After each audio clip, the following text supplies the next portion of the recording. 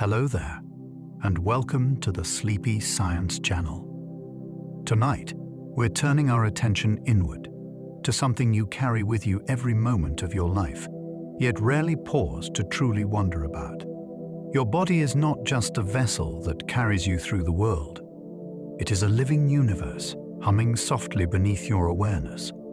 Trillions of tiny processes are unfolding right now, perfectly timed, quietly coordinated, all so you can breathe, listen, and rest.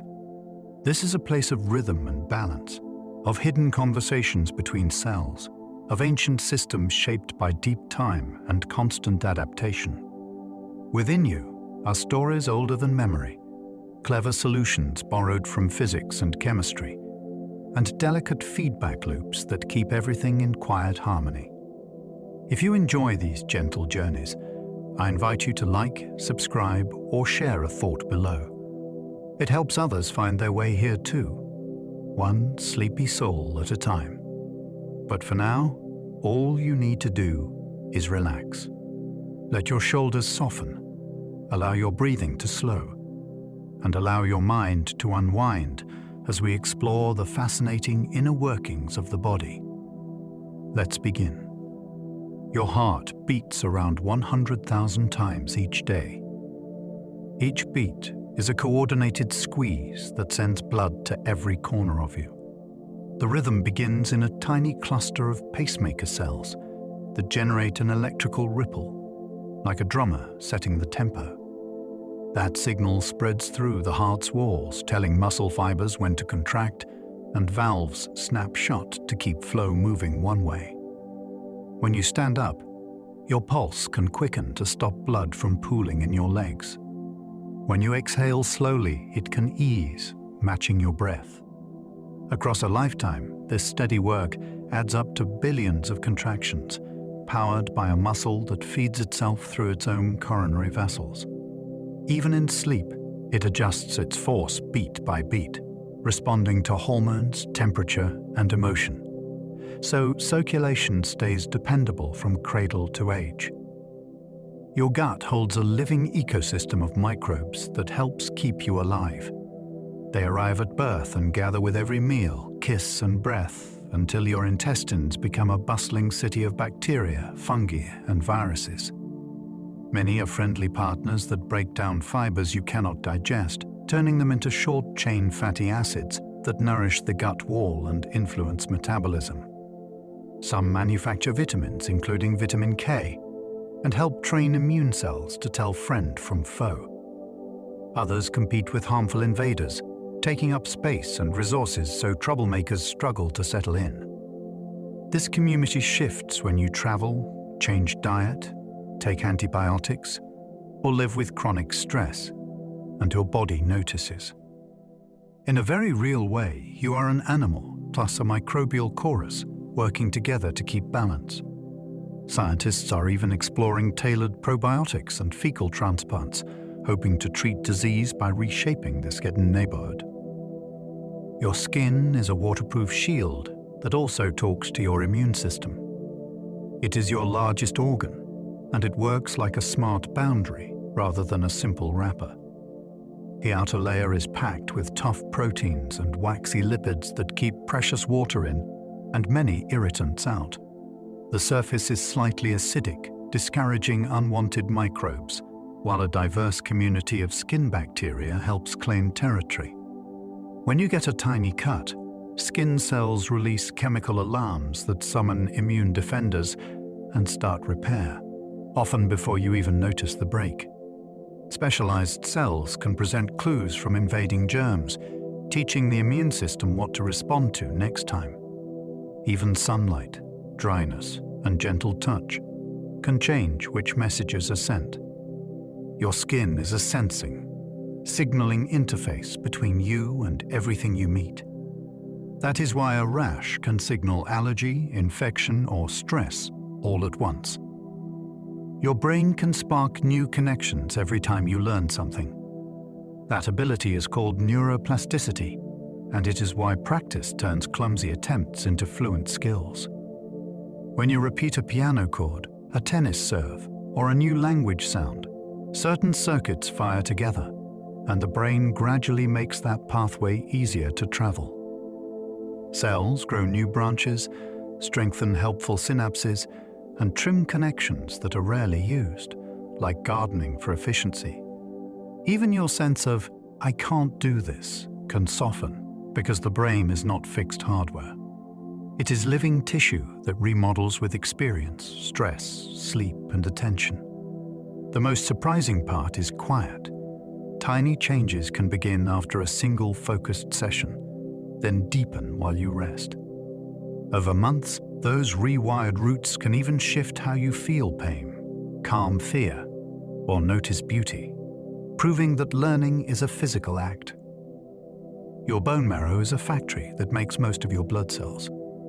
Inside many bones is a soft, busy tissue. This is marrow, and it is where stem cells decide what the body needs next. Some become oxygen carriers, others become infection fighters, and others become platelets that help stop bleeding. The choices are guided by chemical signals that rise during illness, after blood loss, or at high altitude. Marrow also serves as a training ground where immune cells learn what belongs in the body and what does not. With age, some active marrow is replaced by fatty marrow, yet your body keeps enough production capacity. In emergencies, it can ramp up output, releasing more cells into circulation. Treatments like chemotherapy can damage this factory, which is why transplants of marrow or stem cells can be life-saving, rebooting blood and immunity. It is a hidden workshop, tucked within your skeleton, quietly building tomorrow's protection and repair.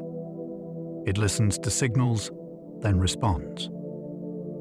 Your goosebumps are a leftover reflex from ancestors who had much more body hair. Goosebumps happen when tiny muscles attached to hair follicles contract, pulling hairs upright and making the skin dimple. In animals with thick fur, this makes the coat fluffier, trapping more air for warmth. It can also make an animal look larger when threatened, a quick intimidation trick. Humans get the reflex, even though we lost most of the fur that made it useful. Now, goosebumps show up when you are cold, but also when you are moved, startled, or deeply inspired by music. That emotional version is a clue that the reflex is tied to the sympathetic nervous system, the same system that prepares the body for action. It can raise heart rate, sharpen attention, and redirect blood flow, all in a heartbeat. Goosebumps are a small fossil of evolution written into your skin, reminding you that your body carries old survival programs alongside modern thoughts. Even in a quiet room, a single note in a song can press that ancient button, and your skin responds. Your clotting system can seal a cut, yet stay quiet elsewhere. When a vessel is damaged, your body has to plug the leak fast, but only at the injury site. Platelets rush in first, sticking to exposed tissue and to each other, forming a temporary patch. Then a cascade of clotting proteins activates in a precise chain reaction, building strands of fibrin that weave the plug into a strong mesh. At the same time, the body releases natural anticoagulants and uses smooth vessel linings to prevent runaway clotting in healthy areas. Once healing begins, another system slowly dissolves the clot, clearing the path so blood can flow freely again. This balance is delicate. Too little clotting can lead to dangerous bleeding. Too much can form clots inside vessels, risking stroke or heart attack. Everyday life depends on this quiet choreography, a repair crew that can build a barrier in minutes, then step back when the job is done, leaving no trace except a healed surface. Your blood travels a looping highway of vessels longer than Earth's circumference. Picture the smallest streets first, capillaries so fine that red cells often pass single file. These narrow passages slip between muscle fibers, around neurons and through the walls of organs, delivering oxygen and nutrients within a breath's reach of every cell. From there, blood gathers into veins, returning carbon dioxide and wastes for disposal and recycling. This network is not static. Vessels can widen when you exercise, constrict when you are cold, and even sprout new branches after injury or training. The lining of each vessel releases signals that control clotting, inflammation, and pressure, acting like an organ spread throughout your body. All day and night, this circulatory map is being adjusted, repaired, and rerouted, so delivery never stops. In emergencies, your body can prioritize the brain and heart, shunting flow away from less urgent regions for survival. Your lungs unfold a gas exchange surface about the size of a tennis court.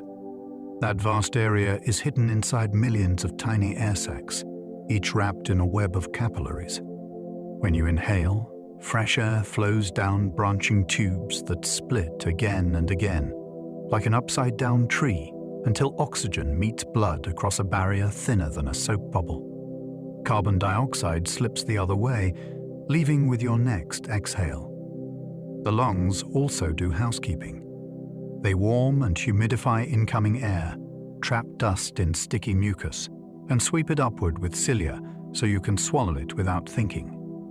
Surfactant, a slippery substance in the sacs, keeps them from collapsing like wet plastic. With each breath, you are not just moving air. You are trading gases with the world, quietly keeping every cell supplied. Even sighs and yawns help reopen sleepy areas and spread that surfactant. Your body can shiver to generate heat through rapid muscle contractions. Shivering is your emergency heater switching on. When the brain senses a drop in temperature, it can trigger quick, involuntary muscle contractions across the body. These contractions do not aim to move you anywhere. Their purpose is to burn fuel and release heat as a byproduct. It is a clever trade, turning chemical energy into warmth when the environment is stealing heat faster than you can replace it. Shivering can start subtly, a faint tremble in the jaw or shoulders, then grow into full body shaking if cold deepens. It often arrives with goosebumps and narrowed skin vessels because the body is trying to conserve heat at the surface while making more inside. This response costs energy, which is why prolonged cold can leave you exhausted and hungry. It can also be dangerous when fuel runs low. Still, shivering is one of your oldest survival tools, a built-in fire made of muscle, sparked automatically when you need it most. Your bones are living tissue, constantly breaking down and rebuilding. Inside each bone, teams of cells run a quiet renovation schedule. Osteoclasts carve away old mineral, then osteoblasts lay down fresh collagen and refill it with calcium crystals, keeping the structure strong without becoming brittle. This remodeling responds to use. When you lift, walk, or jump, bones sense tiny strains and reinforce the areas that bear load, like a house adding support where footsteps fall. When you are inactive for long periods, the opposite happens, and bone density can slip. Hormones, including estrogen and parathyroid hormone, help steer the pace, and nutrition provides the raw materials. Fractures heal by building a temporary scaffold, then reshaping it over weeks and months until strength returns. Your skeleton is less like stone and more like a living bank account of minerals and strength. Even ears rely on bones to transmit sound with precision. Your DNA packs instruction so tightly, it fits inside nearly every cell. If you stretched the genetic material from one cell end to end, it would be surprisingly long, yet it coils with exquisite order. DNA wraps around proteins called histones, forming bead-like units that fold again into thicker fibers, then loop and stack until an entire library fits into a nucleus. Packing is not only storage.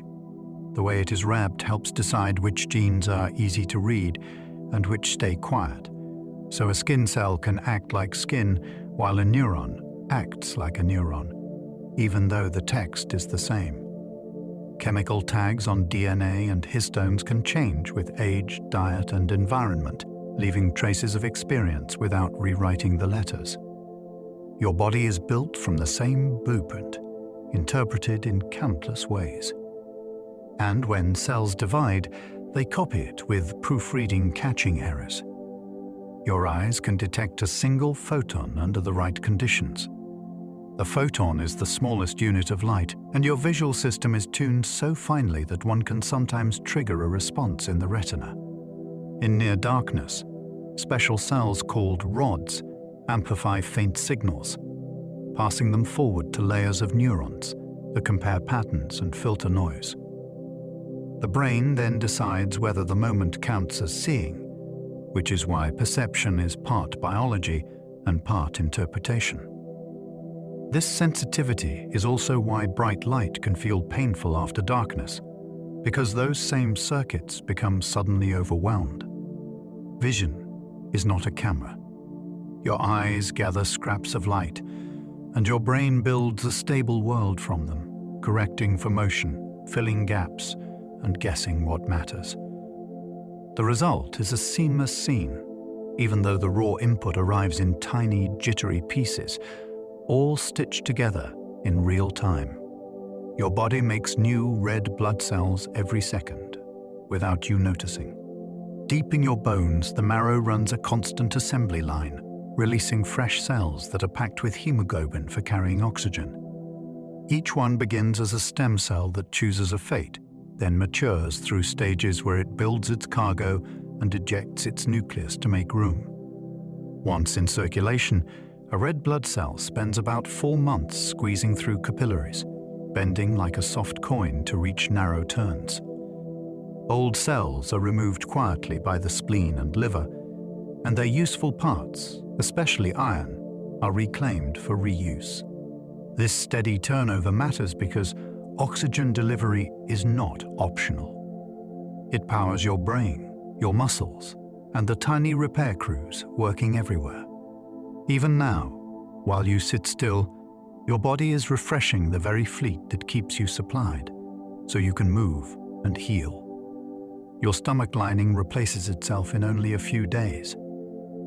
Under the microscope, your stomach is less a bag and more a busy workshop. The surface is lined with cells that face harsh conditions, so they live fast and get replaced quickly. New cells rise from deep folds, migrate upward like fresh tiles sliding into place, then shed into the churn of digestion. This renewal helps keep small injuries from spicy meals, alcohol, or stress from turning into lasting damage. It is also part of defense, because many germs struggle to cling to a lining that is constantly being renewed. The timing is precise. If replacement slows, irritation can linger. If it speeds up too much, the tissue can become fragile. Your body quietly balances growth and loss, keeping the inner wall smooth, sealed, and ready for the next bite, even while you sleep. Behind the scenes, hormones and local signals decide which cells divide, which mature, and which retire.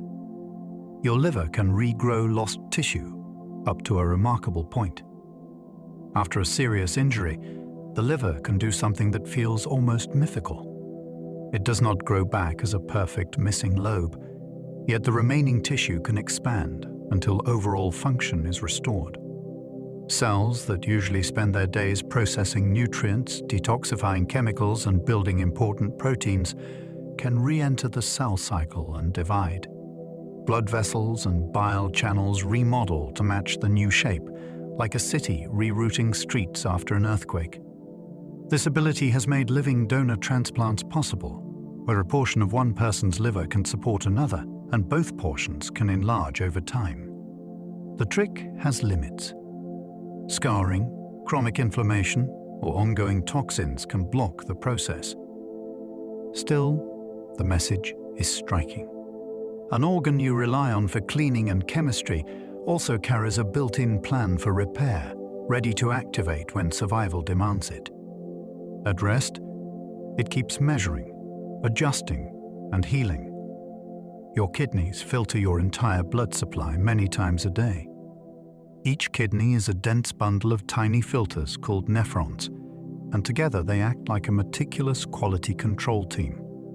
Blood enters under pressure, and a portion is strained through microscopic membranes, creating a watery draft of what might become urine. Then the real magic begins. Along winding tubules, your body reclaims what it cannot afford to lose, returning water, salts, and useful molecules back to the bloodstream. What remains carries away extra acids, excess minerals, and dissolved wastes that would otherwise build up and harm cells. This is not a once-a-day chore. It happens continuously, adjusting with every sip of water, every salty snack, and every workout. When you're asleep, the kidneys keep testing and tuning, so your blood chemistry stays within narrow limits.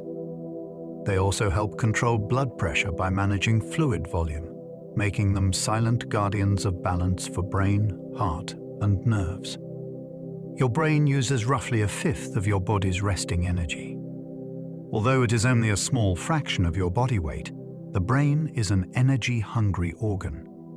Even when you are sitting still, it spends fuel to keep billions of cells ready to signal, maintain chemical gradients, and coordinate the body's next move. Much of that cost goes to communication, because neurons are constantly whispering to one another, predicting what you will hear next, and deciding which thoughts deserve attention. That is why low blood sugar can feel like fog, and why oxygen loss can cause confusion so quickly. The brain wants a steady supply, so your circulation and breathing systems treat it like a top priority client. During deep sleep, its energy use changes, not because it shuts down, but because it shifts tasks, restoring supplies and clearing byproducts. Your waking mind feels effortless, yet underneath it is powered by a ceaseless, costly dance of chemistry all night. Your tongue can sense 5 core tastes and many subtle variations. Sweet, salty, sour, bitter, and savory are the classic taste pillars, and your tongue helps detect them with clusters of receptor cells. Those cells sit inside taste buds, which refresh themselves regularly, then send signals through nerves that race to your brainstem. But tasting is never just the tongue. As you chew, aromas rise into the back of the nose, and that smell component can make vanilla seem sweeter or coffee seem deeper. Temperature matters too, which is why melted ice cream feels richer than the frozen scoop. Even expectation changes flavor, because the brain blends memory and sensation into one experience. Taste also has a protective side. Bitterness can warn of toxins, while saltiness can hint at needed minerals.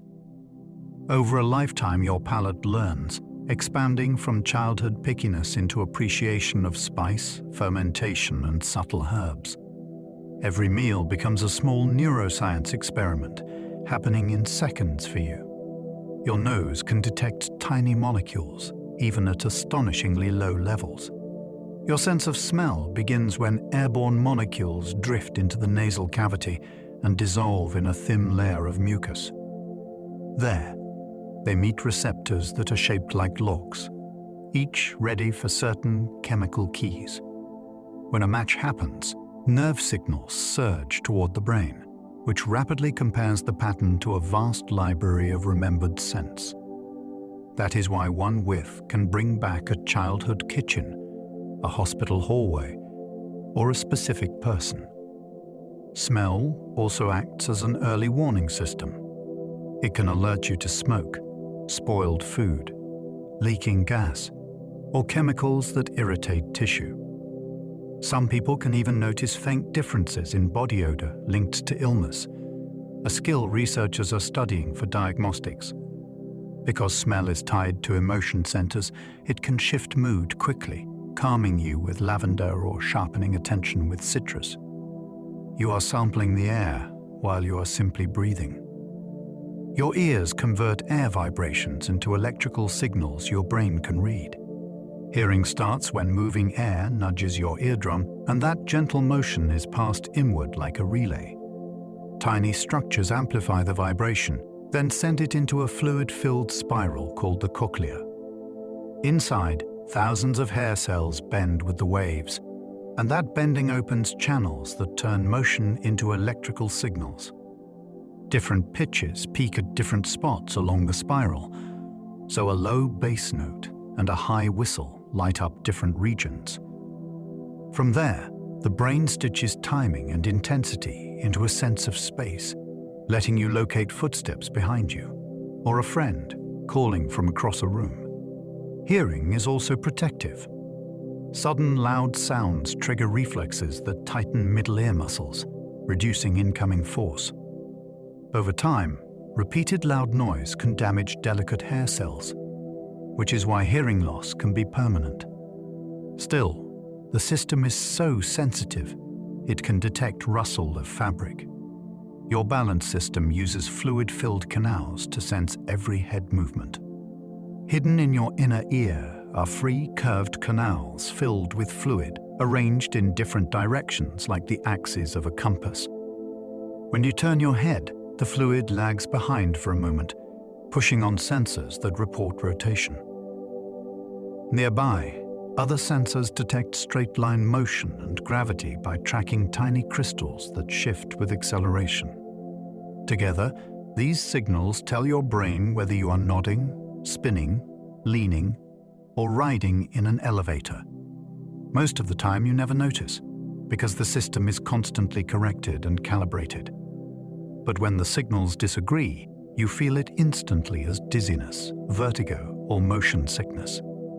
On a boat, your eyes may see steady cabin walls, while the canals feel rolling waves, and the mismatch can trigger nausea. Yet this same system allows dancers to pirouette, gymnasts to flip, and toddlers to wobble their way toward walking, learning balance through practice daily. Your pupils change size in fractions of a second to protect vision. In bright sunlight, your pupils shrink, and in darkness they widen, acting like an automatic camera aperture. This change is controlled by muscles in the iris that respond to light levels in a heartbeat, reducing glare and protecting sensitive retinal cells. But the pupil is also a window into your nervous system. Surprise, fear, mental effort, and even strong interest can widen it, because the brain links pupil size to alertness and attention. That is why eye trackers can estimate where someone is engaged, confused, or emotionally moved without a single word. The reflex has built-in safety checks too. If light hits one eye, both pupils respond together, helping keep vision balanced. Doctors use this shared reaction as a quick test of brainstem pathways. So that small, dark circle is not just an opening.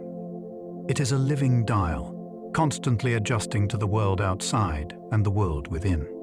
Your eyes are always slightly jumping, even when you stare. Even when you think you are holding your gaze perfectly still, your eyes are making tiny movements called microsaccades. They are quick, subtle jumps that keep the visual scene from fading. If an image stayed absolutely fixed on the same retinal cells, those cells would adapt and the world would begin to disappear, like a smell you stop noticing. These miniature shifts refresh the signal, adding just enough change for the brain to keep seeing. They also help you examine fine detail. When you read, your eyes do not glide smoothly across a line. They hop, pause, then hop again, and during the pauses your brain gathers meaning. Microsaccades happen during those pauses too, helping sharpen edges and contrast. Scientists can even measure patterns of these movements to study attention, fatigue, and certain neurological conditions. So stillness in vision is an illusion, created by constant, careful motion behind the scenes. Your retina is brain tissue, sitting right at the back of the eye. At the back of each eye sits a thin sheet of nerve tissue that behaves like an outpost of your brain. Light lands on photoreceptors, rods for dim scenes and cones for color, and is turned into pulses that travel through layers of neurons. Before the message ever reaches your skull, that network is already sharpening edges, detecting motion, and adjusting contrast, like quiet pre-editing. Then signals exit through the optic nerve and are woven into the picture you experience as effortless sight. Because it is nervous tissue, it needs a steady supply of oxygen and nutrients, and it can be affected by blood sugar, blood pressure, and inflammation. Doctors can even look through the pupil and see blood vessels directly, a rare window into the body's wiring and circulation, all in plain view.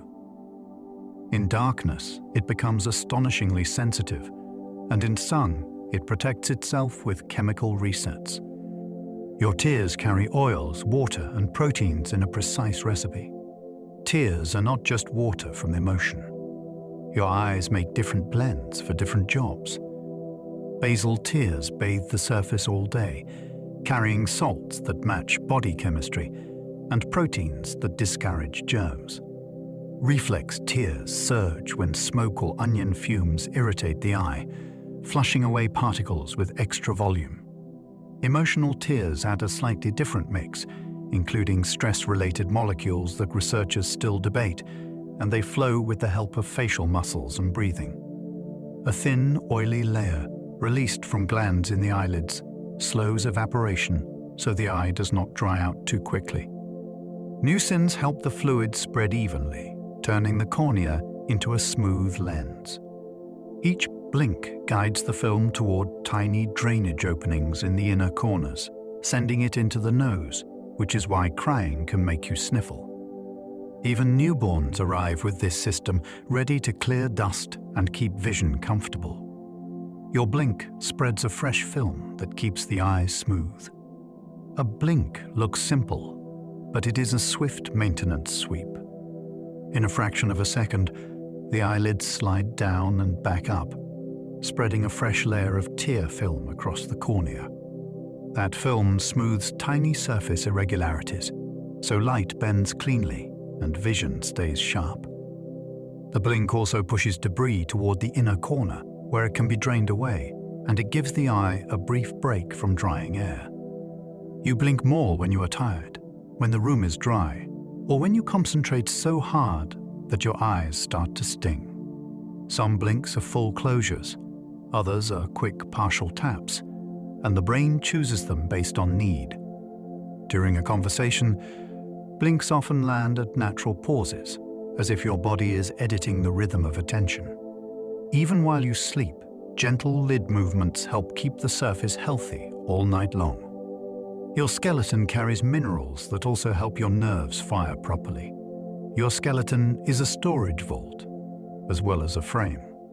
The hard mineral in bone is rich in calcium and phosphorus, and those ions are not only for strength. Calcium helps nerve endings release neurotransmitters, and it allows muscles to contract, including the heart. When blood calcium drops, hormones signal bone to release a little into circulation, keeping electrical signaling steady. When levels rise, bone can take some back, like a bank rebalancing accounts. This constant exchange means bone health is tied to nerve function, movement, and even clotting. It also explains why the body guards calcium so fiercely, using vitamin D to improve absorption and kidneys to control losses. If the balance drifts too far, nerves may tingle, muscles may cramp, and the heartbeat can misbehave. So beneath the quiet strength of your skeleton is a living mineral economy, keeping your signals crisp and your motions reliable always.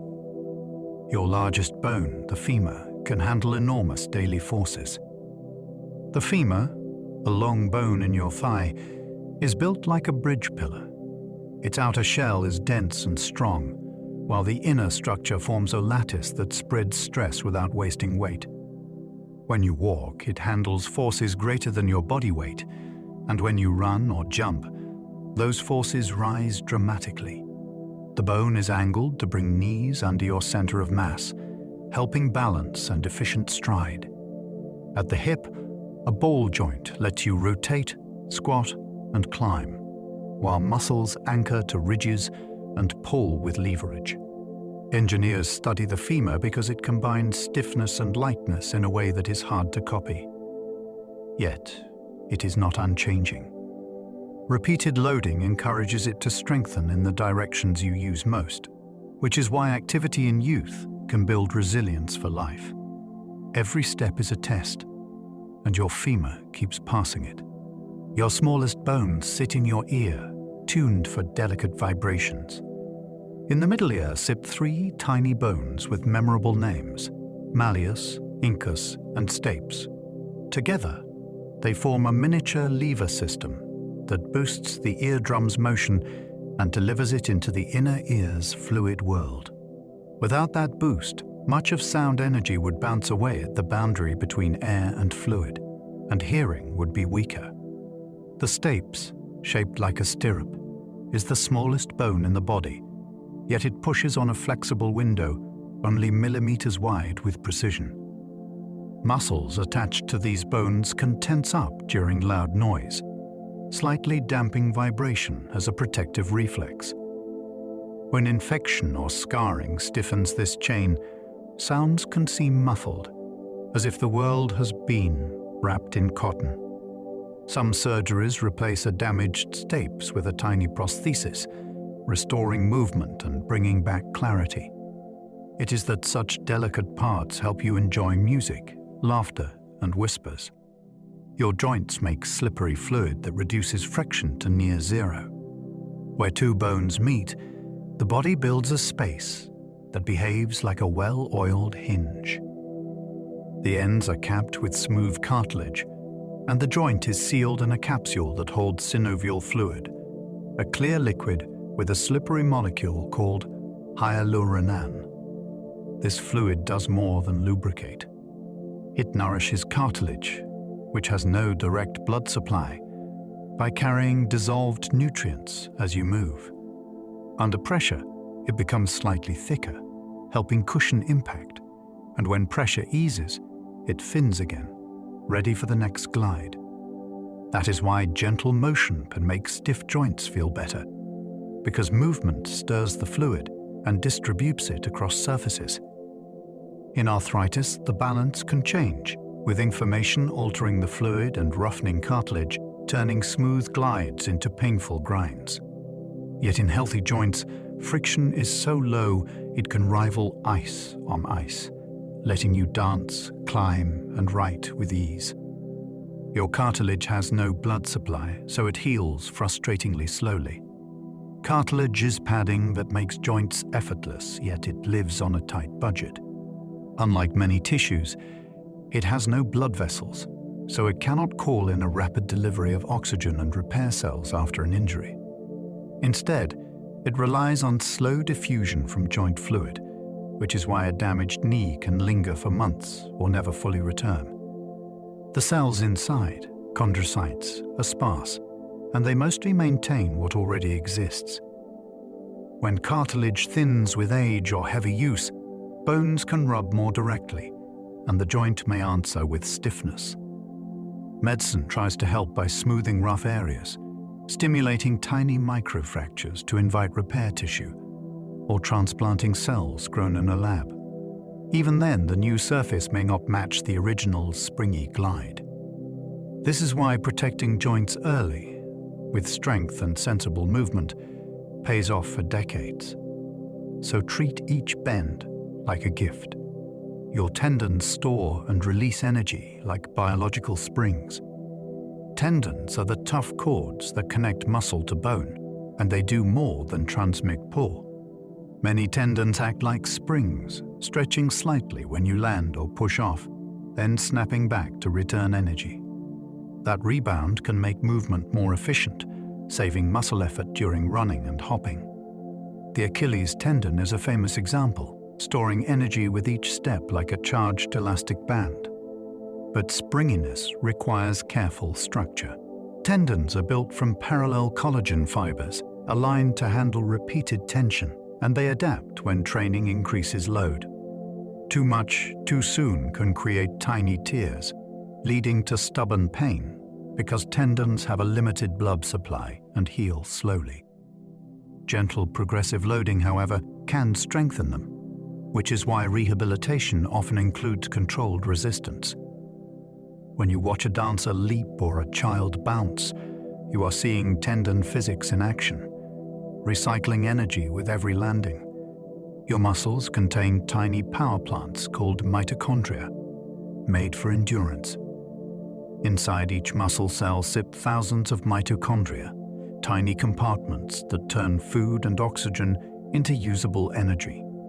When you take a brisk walk or climb stairs, they run chemical steps that recharge ATP, the immediate fuel for contraction. Endurance training encourages muscles to build more of these power makers and to improve how they use fat and sugar. That is why a trained runner can keep a steady pace longer with less strain. Mitochondria also send signals helping decide when a cell repairs itself, when it recycles worn parts, and when it calls for help during stress. They even carry their own small set of genes, a reminder of an ancient partnership from early life. When these systems falter, fatigue can feel heavy and mysterious. When they thrive, movement starts to feel like quiet confidence. In every heartbeat and step, they are the unseen engines keeping you going, gently. Your body can recruit more muscle fibers when you practice a skill. Strength is not only bigger muscles, it is smarter coordination. Each muscle is made of motor units, bundles of fibers controlled by a single nerve.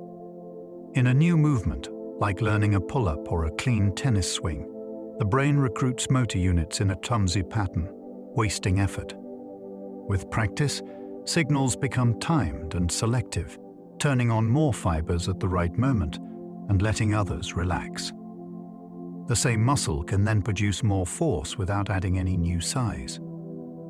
This is why beginners often get stronger quickly in the first weeks. The nervous system is learning the choreography. It also learns to steady joints by activating supporting muscles, which can make movements feel smoother and safer. Over time, that improved recruitment becomes a skill you can call on under pressure, like lifting a box without thinking. Athletes train this invisibly until power arrives with almost no strain. Your diaphragm does most of the work for every calm breath. Breathing feels effortless because a single dome-shaped muscle does the heavy lifting. The diaphragm sits beneath the lungs, and when it contracts, it flattens downward, creating a gentle vacuum that pulls air in. When it relaxes, the lungs recoil and air drifts out, like a slow release from a balloon. This simple motion also massages organs, helping move blood and lymph through the chest and belly. If you have ever felt calmer after a long exhale, part of that is the diaphragm working with the vagus nerve, nudging the body toward a quieter state. Singers, swimmers, and wind instrument players train its control, shaping breath into steady streams. Hiccups are a small glitch, sudden contractions that jolt the rhythm. Yet most of the time, this muscle keeps perfect time, all day and all night, even when your mind is elsewhere. In deep sleep, it still rises and falls, faithful. Your lungs defend themselves with mucus and microscopic waving cilia. Your airways are lined with a moving carpet that quietly cleans the air you breathe.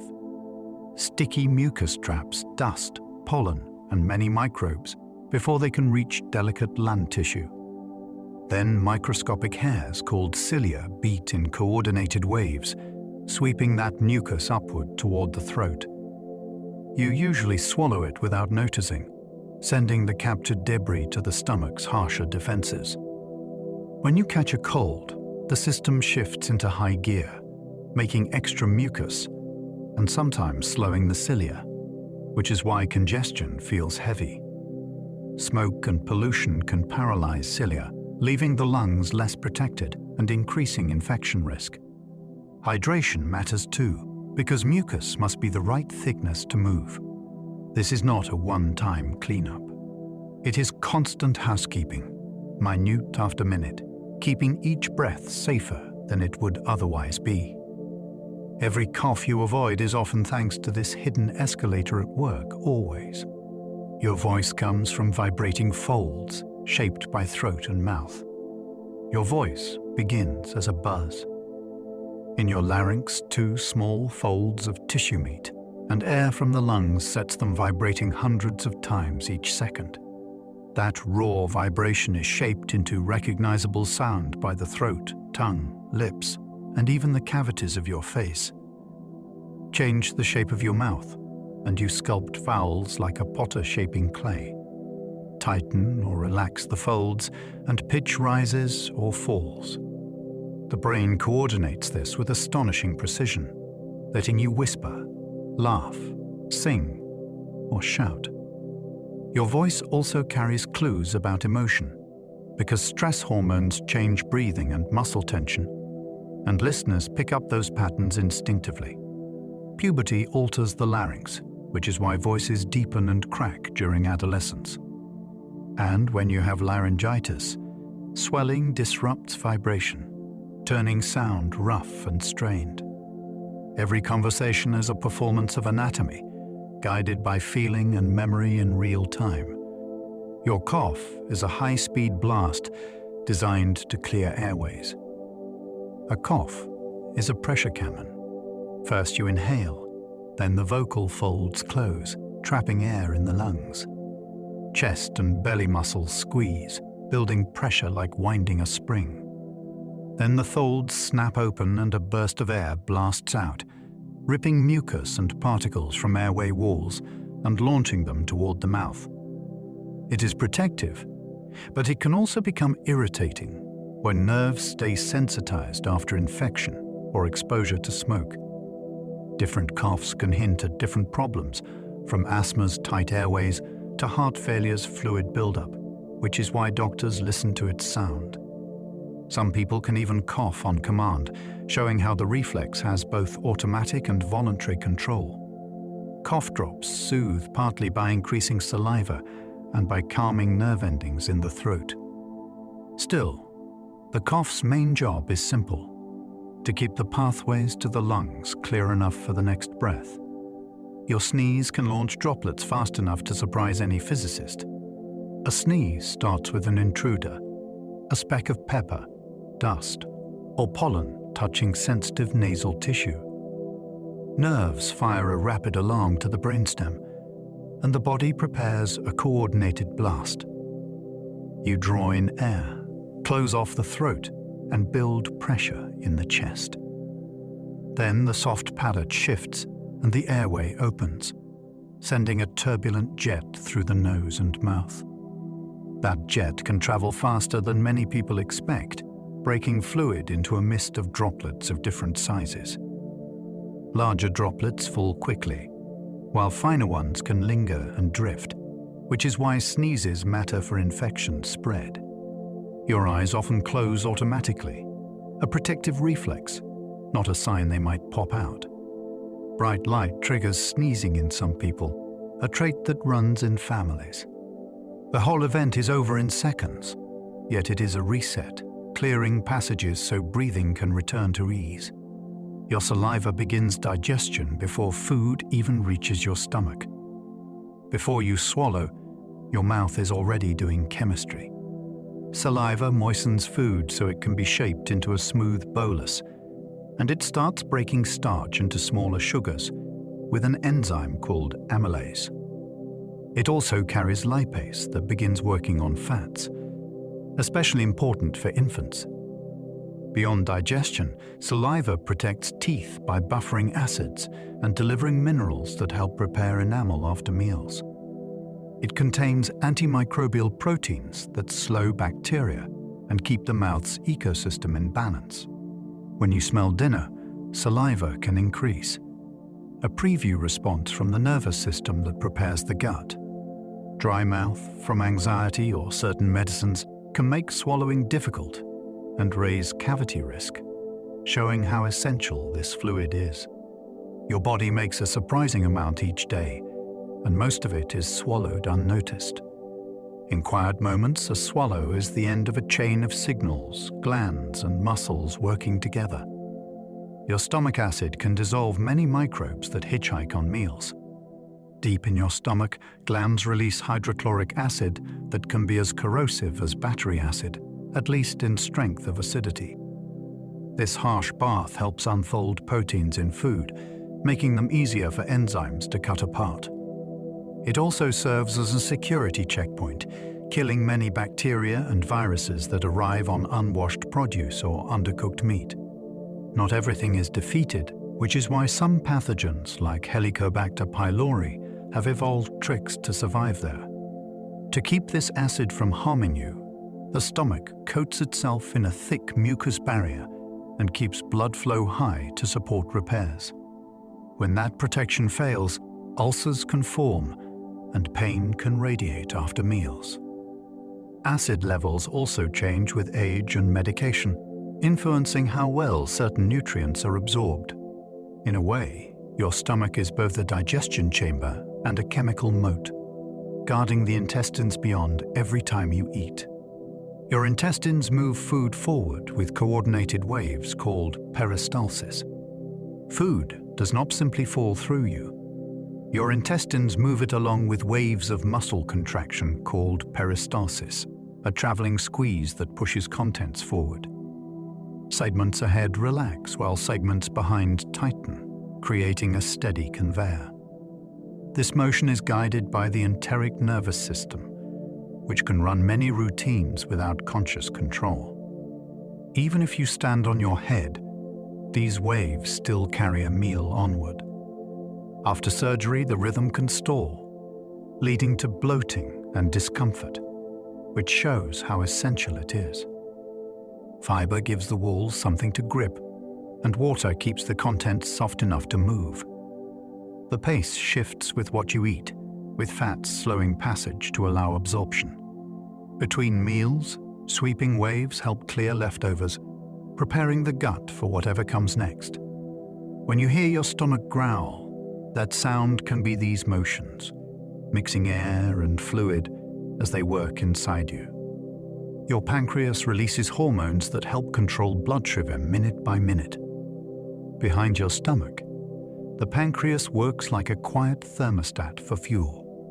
When you eat, it senses rising glucose and releases insulin, a hormone that helps your cells pull sugar out of the blood and store it for later use.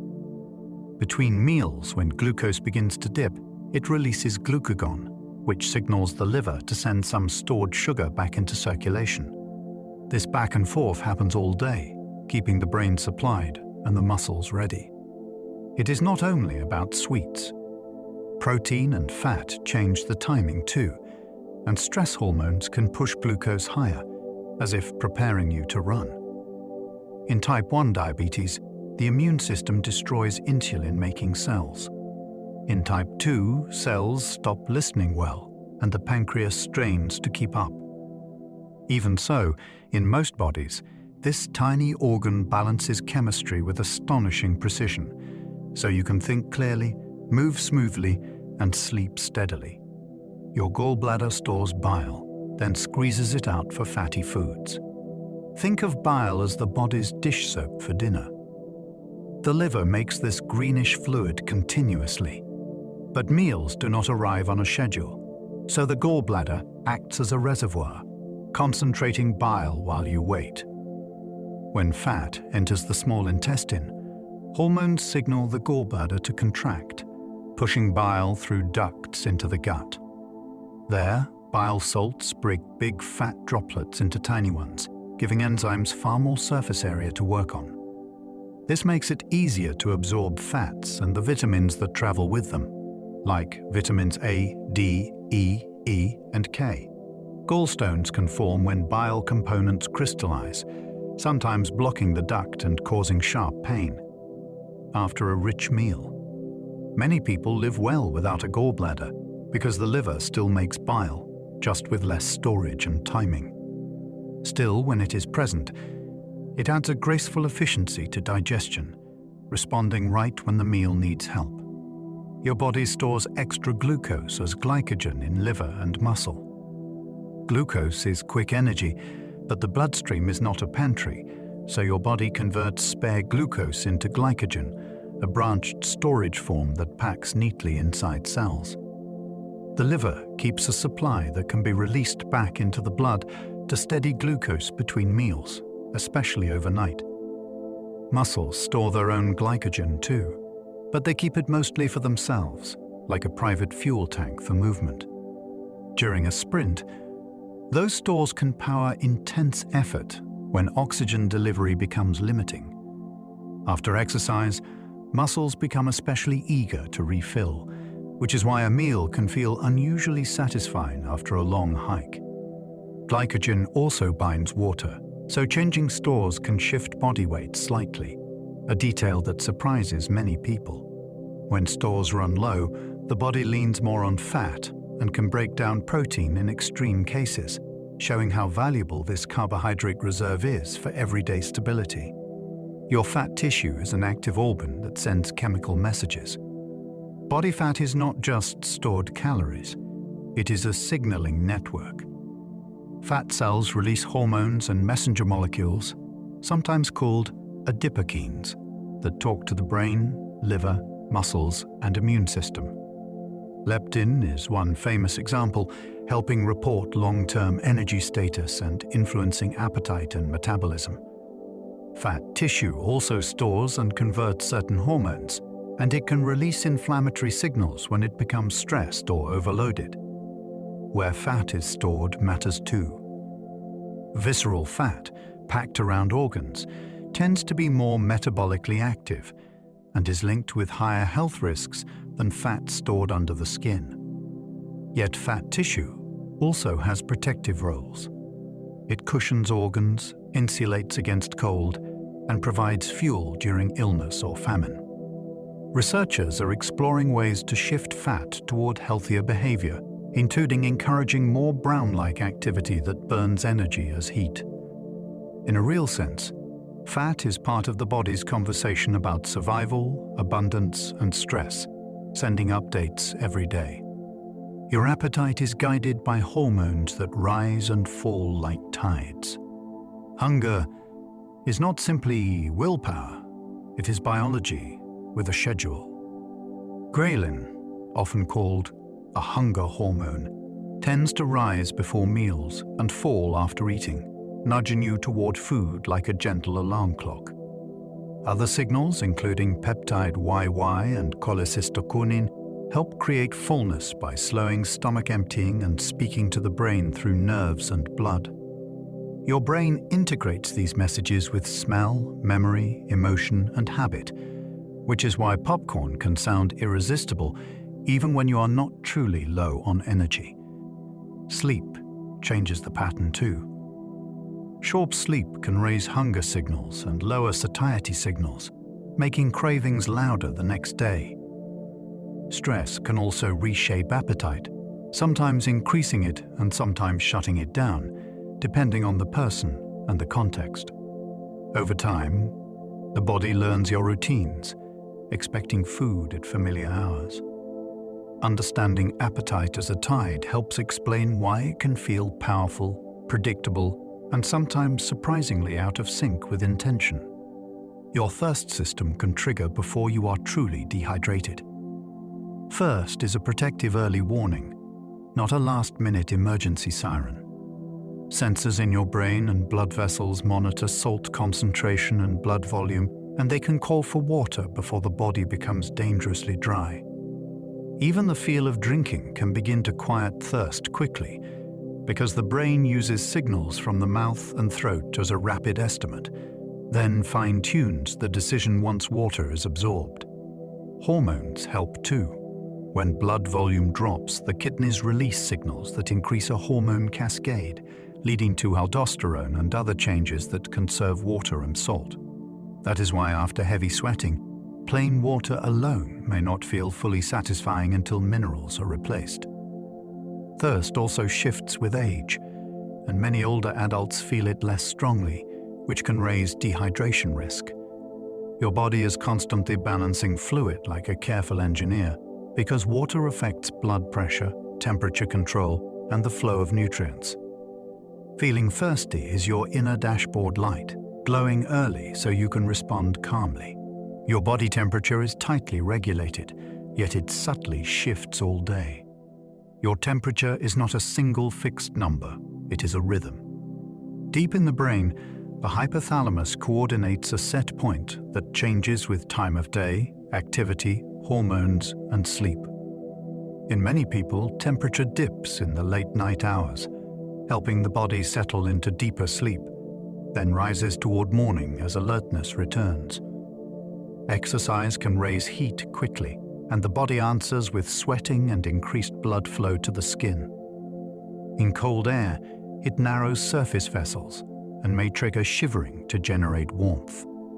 Even digestion produces heat, and after a meal, your body becomes slightly more thermally busy.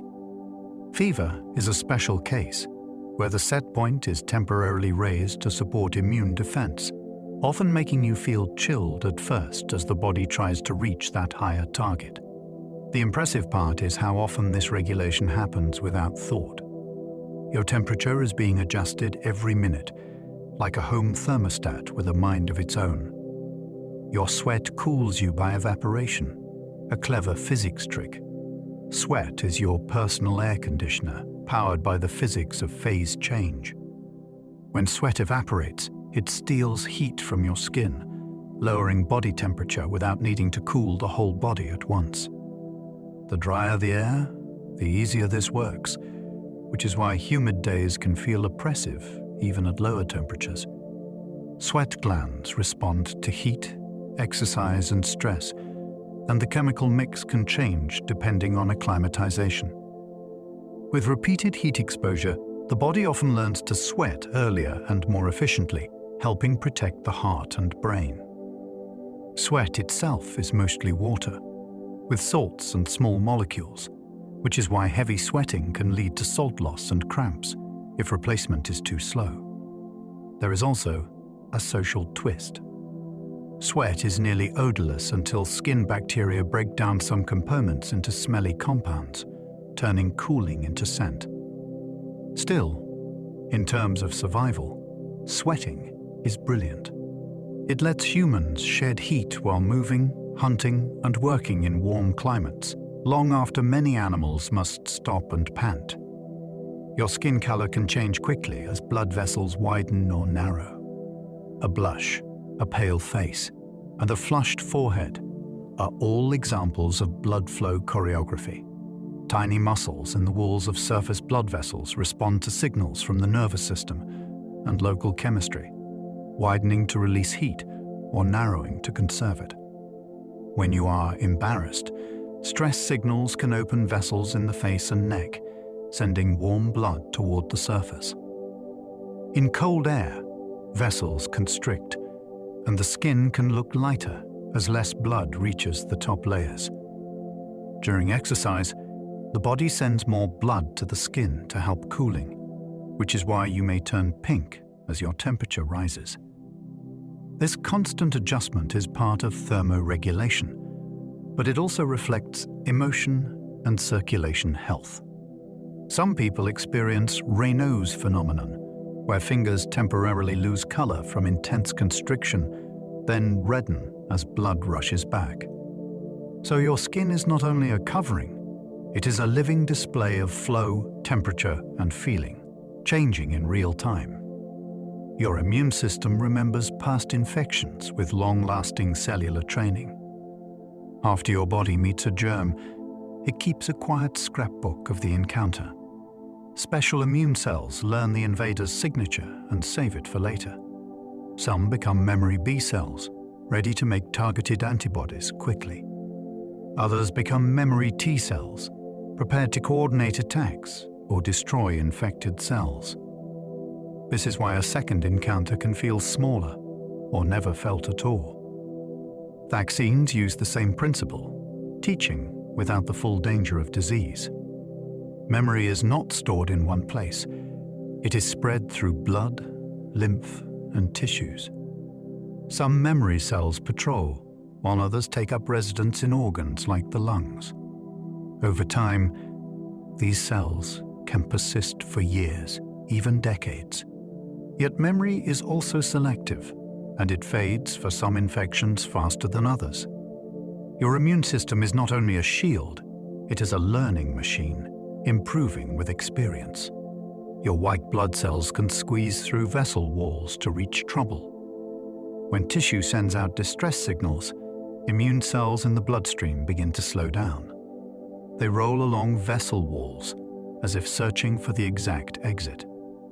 Then they latch on firmly, using molecular grips like tiny climbing hands. Next comes the remarkable part. They flatten and slip between vessel lining cells. This process is called diapedesis, and it is like threading a moving needle. The vessel does not need to tear open. It briefly rearranges junctions and lets cells pass. Once outside, the immune cells follow chemical scent trails toward infection or injury. Neutrophils often arrive first, fast and aggressive, while other cells follow with different jobs. This exit system helps explain swelling, because fluid and cells move into tissues together. It also shows why circulation is more than transport. It is a rapid response highway with hidden off-ramps. In minutes, help can appear exactly where it is needed. Your body can create millions of antibody designs through genetic shuffling. Your immune system does not wait to invent antibodies after an infection begins. Instead, it builds an enormous library in advance through a clever genetic mix and match process. In developing B cells, gene segments are cut and rejoined in new combinations, like assembling phrases from word fragments. Extra variation is added at the joining points, increasing diversity even more. The result is a vast range of possible antibody shapes, each able to bind a different target. When a germ arrives, only the best-fitting B cells are selected to multiply. Then, in specialized lymph node zones, those cells can refine their antibodies through rapid mutation and selection, improving the fit over time. This is why your response can become more precise days into an illness. It is also why the immune system can recognize unfamiliar threats, including new strains that differ slightly. Your body is running a molecular design studio, constantly generating options. Your lymph system drains fluid and returns it to the bloodstream. Blood vessels leak a little fluid into tissues on purpose, delivering nutrients and making space for exchange. But that fluid must be collected, or swelling would build everywhere. The lymph system is the return route, a network of tiny vessels that sip up excess fluid and carry it back. Along the way, lymph passes through lymph nodes, which act like security stations.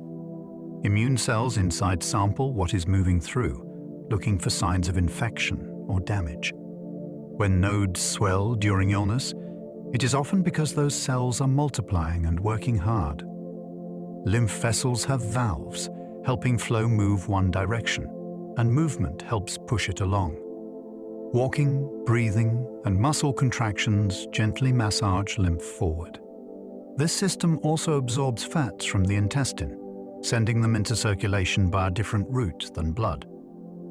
Without lymph, fluid balance would fail, immunity would be slower, and digestion would lose an important pathway. It is a quiet river beneath your skin, always flowing. Your spleen filters blood and recycles worn-out red cells. Your spleen is like a careful quality inspector for your bloodstream. Blood flows through its spongy chambers, where cells must squeeze through narrow passages. Healthy red blood cells bend and slip through, but older or damaged ones get trapped. Specialized immune cells then break them down, salvaging valuable components for reuse. Iron is recovered and sent back into circulation for new hemoglobin. The spleen also stores a reserve of blood cells and platelets ready for sudden need. During some infections, it becomes more active, and it can enlarge as it works. It also helps fight certain bacteria by producing antibodies and filtering microbes from blood directly. People can live without a spleen, but they often need extra protection against particular infections because a key filter is missing. This organ does not get much attention, yet it quietly keeps your blood fresh, your resources recycled, and your defenses alert. Your tonsils are immune tissue stationed at a busy gateway. At the back of your throat, tonsils sit where air and food first pass inward.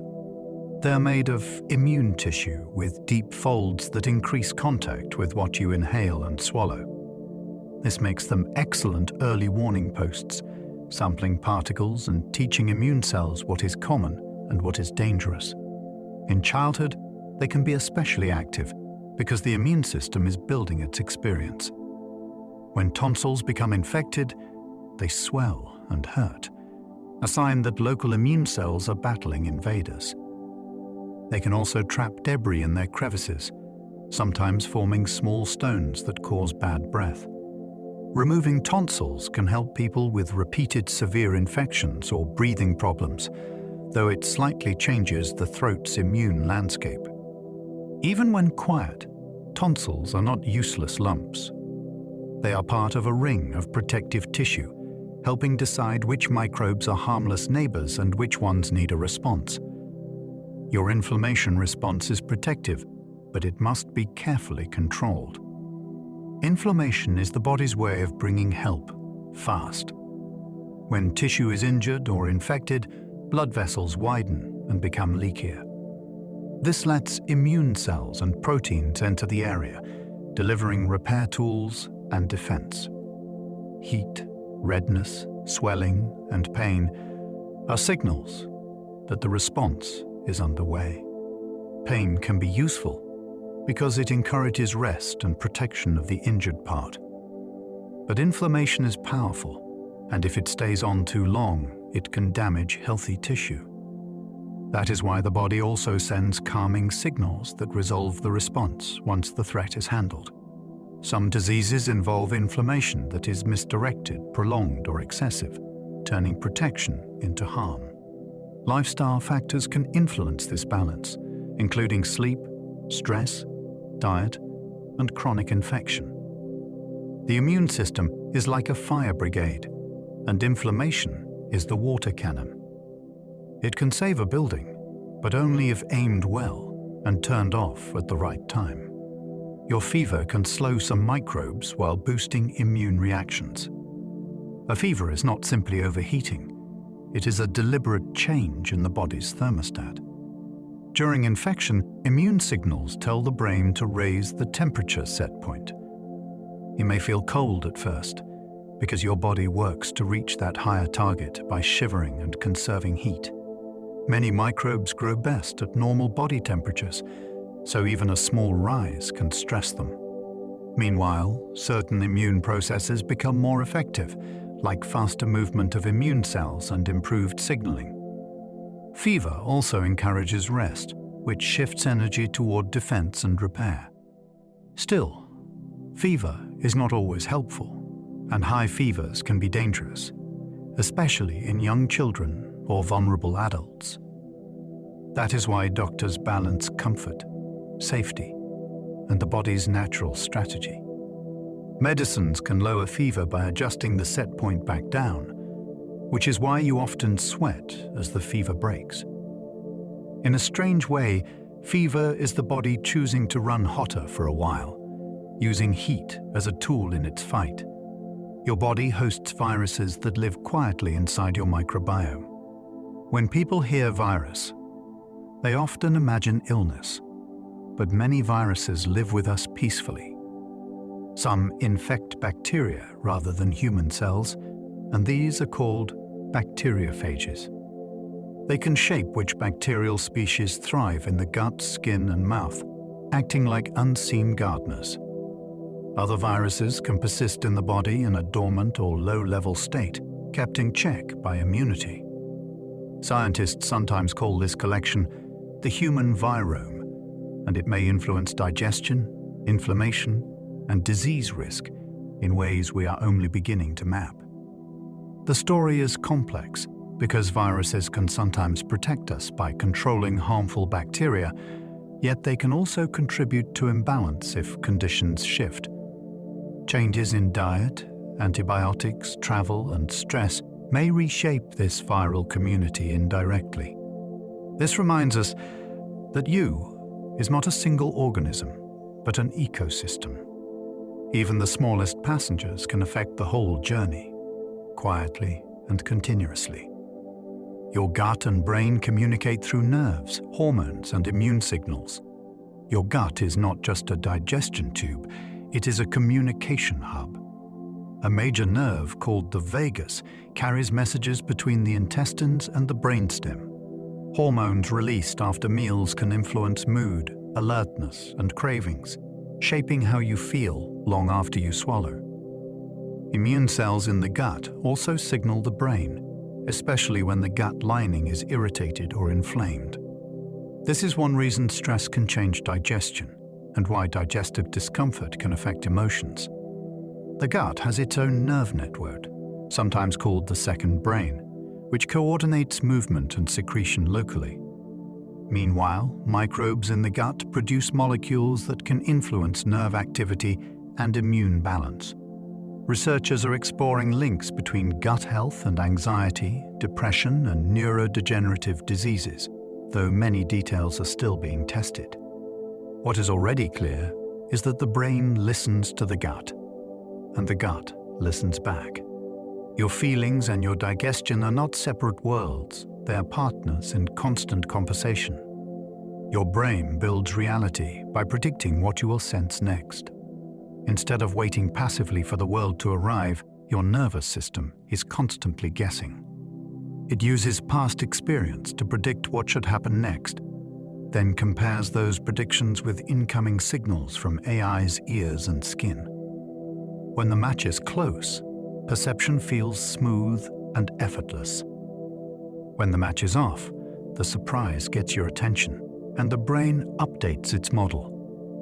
This is why you can read messy handwriting, recognize a friend in a crowd, or understand speech in a noisy room. Your brain fills in missing pieces because it expects patterns.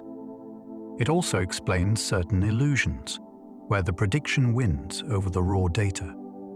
Even the feeling of your body is partly predicted, which is why a phantom limb can hurt after an amputation.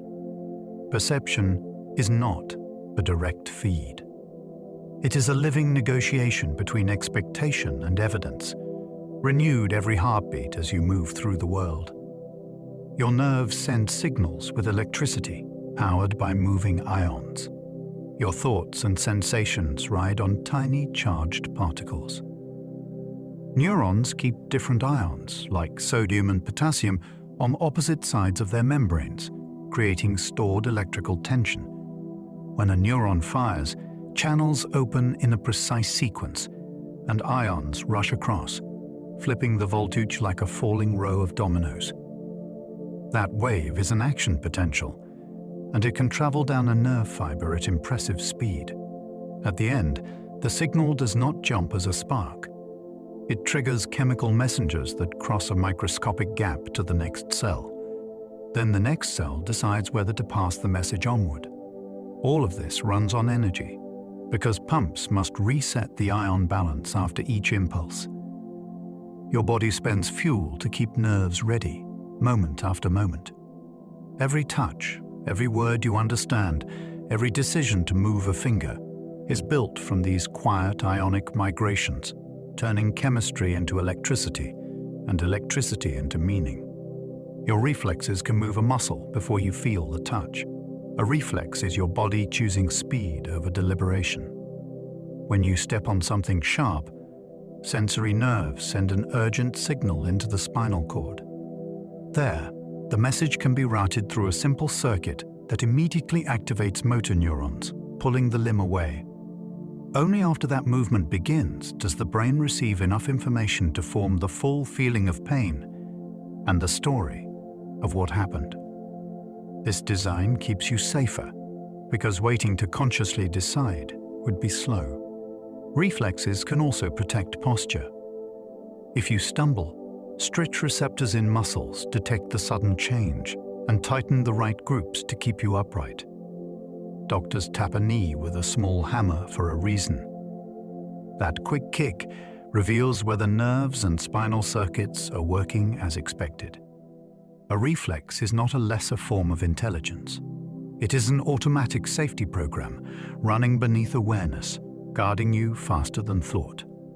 Your spinal cord handles rapid decisions, like pulling away from heat. Think of the spinal cord as more than a cable. It is a busy control center that can process incoming signals and send outgoing commands without consulting the brain first. Inside are networks that coordinate reflexes, balance responses, and rhythmic patterns like walking. In animals, spinal circuits can generate stepping motions even with reduced brain input, showing how much pattern making lives in the cord itself.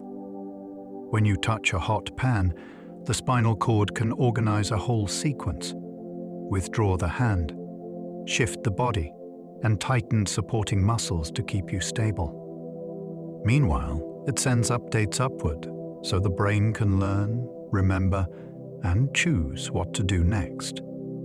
This division of labor saves time and protects you. It also helps explain rehabilitation after injury, where therapy can train remaining pathways and circuits to take on new roles.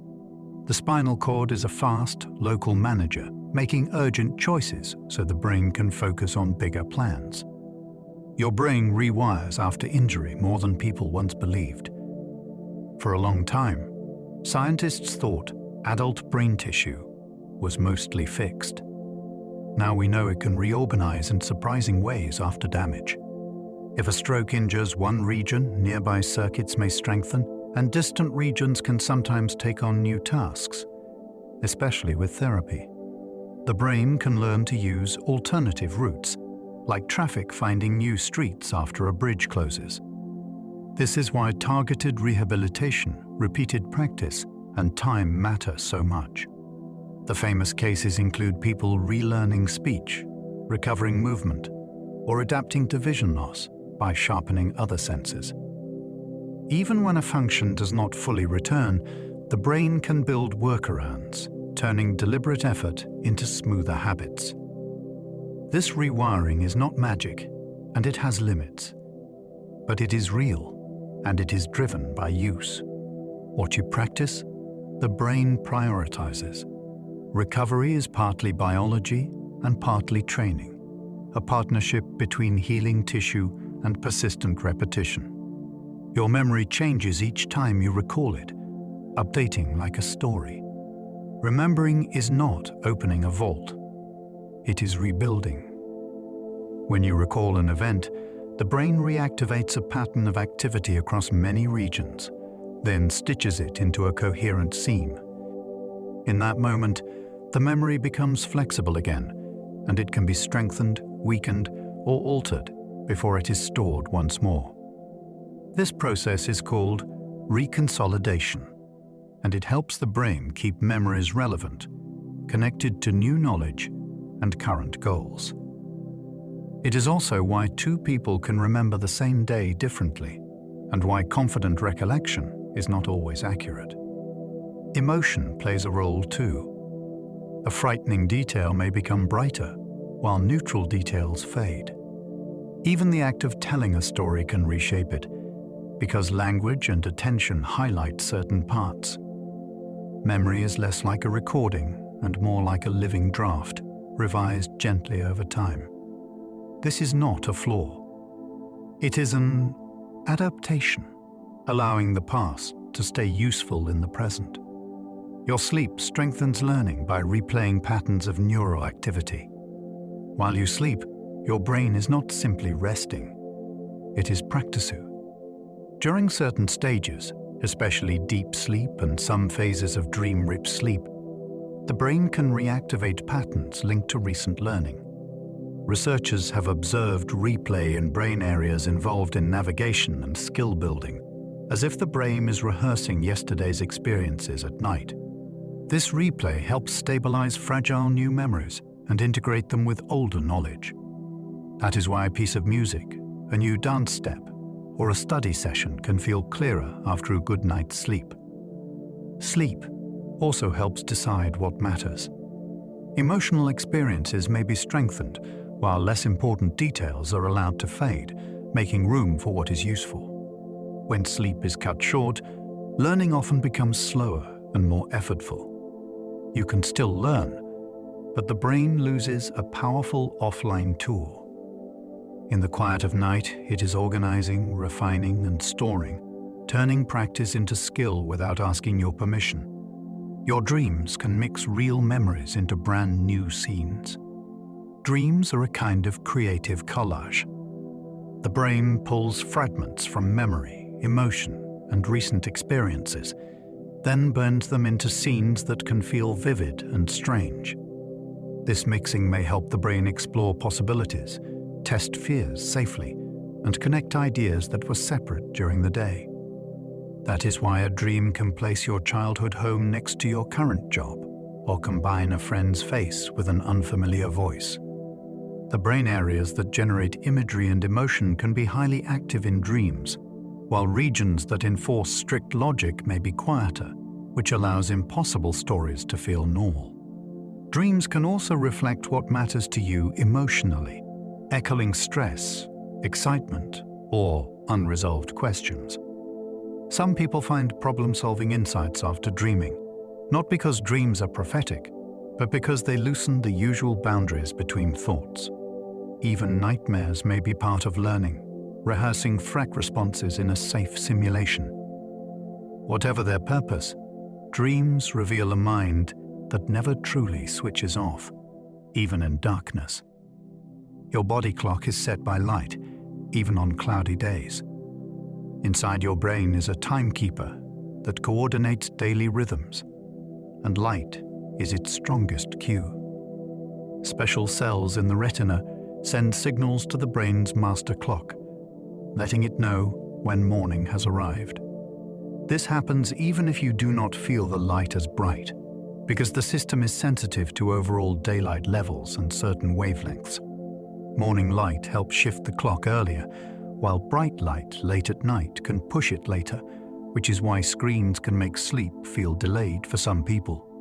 The talk then helps coordinate many body functions, including alertness, digestion timing, and temperature rhythms. When you travel across time zones, the clock does not instantly update, and that mismatch is jet lag. Over days, exposure to local light gradually resets it. Regular morning daylight, even through cloud cover, can act like a gentle anchor, telling the body when to wake and when to wind down.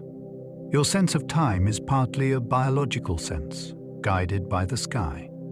Your hormone rhythms help decide when you feel awake or sleepy. Your day is guided by chemical tides. Cortisol, often linked with alertness, typically rises toward morning, helping you wake and mobilize energy. Melatonin, a hormone tied to darkness, usually rises in the evening, encouraging sleepiness and signaling that night has arrived. These rhythms interact with your body clock and with your habits, like meal timing and exercise. They also shift with seasons, age, stress, and shift work. When rhythms are disrupted, you may feel wired at bedtime or sluggish in the morning, even if you try to force a schedule. Hormones influence more than sleep. They affect hunger, body temperature, and mood, creating a whole body pattern of day and night. This is why a consistent routine can feel so powerful. It teaches your hormonal system what to expect, and the body prepares in advance. Falling asleep is not only a decision. It is a coordinated transition, guided by hormones, light, and the quiet signals of rest. Your eyes see only a tiny slice of light the universe emits. Beyond the colors you know, light stretches in both directions into realms your eyes cannot touch. On one side are longer waves, like infrared and radio, carrying warmth and distant broadcasts. On the other side are shorter waves, like ultraviolet and X-rays, packed with more energetic punches. Your eyes are tuned to a narrow band that happens to travel well through Earth's atmosphere and through water, a sweet spot for life on this planet. Many animals sample different slices. Bees notice ultraviolet patterns on flowers. Some snakes sense infrared heat.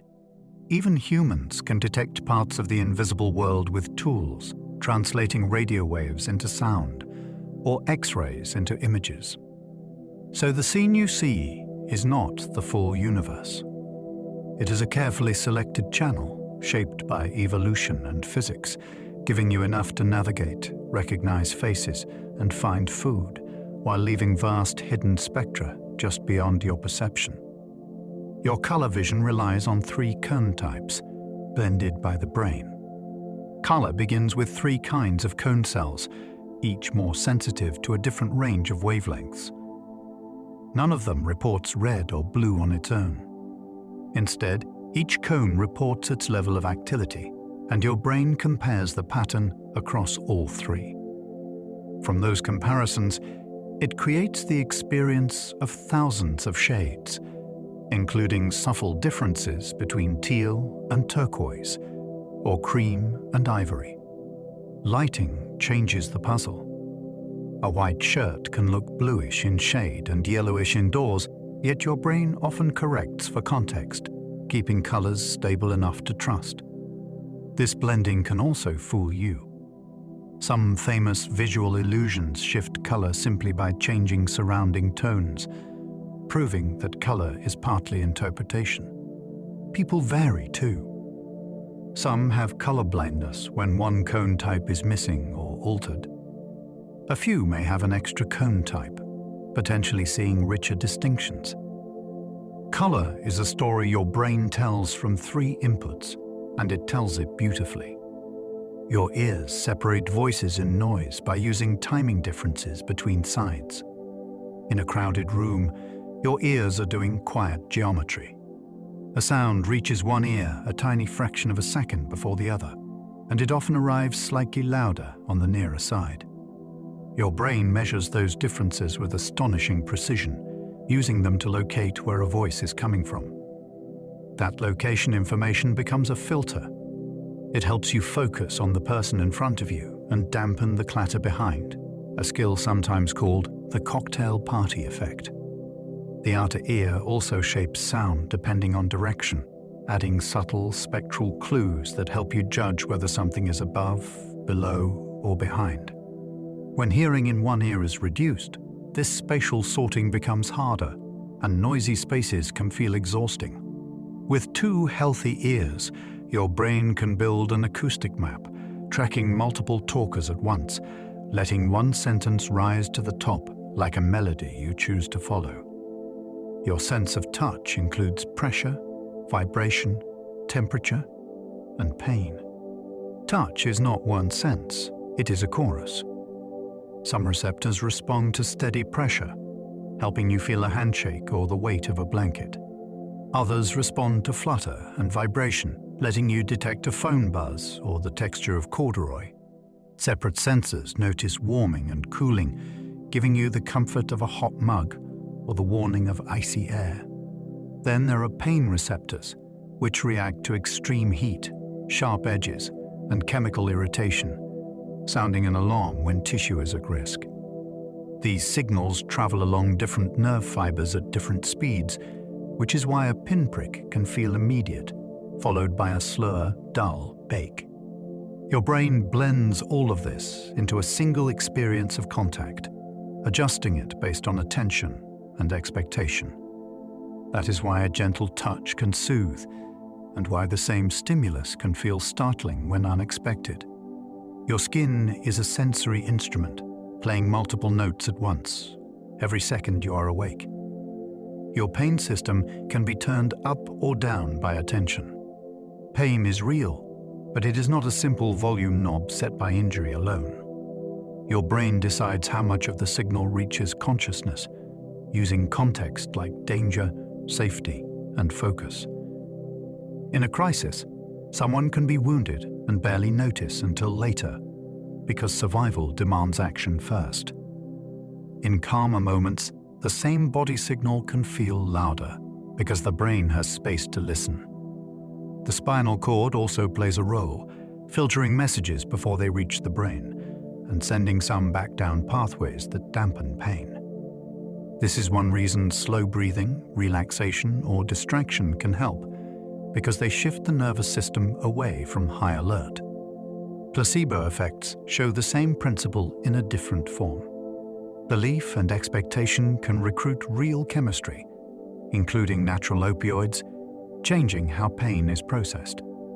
Chronic pain can happen when the system stays sensitized, amplifying normal signals into persistent alarm. Understanding pain as a protective interpretation, not only a damage report, opens doors to treatment, patience, and hope.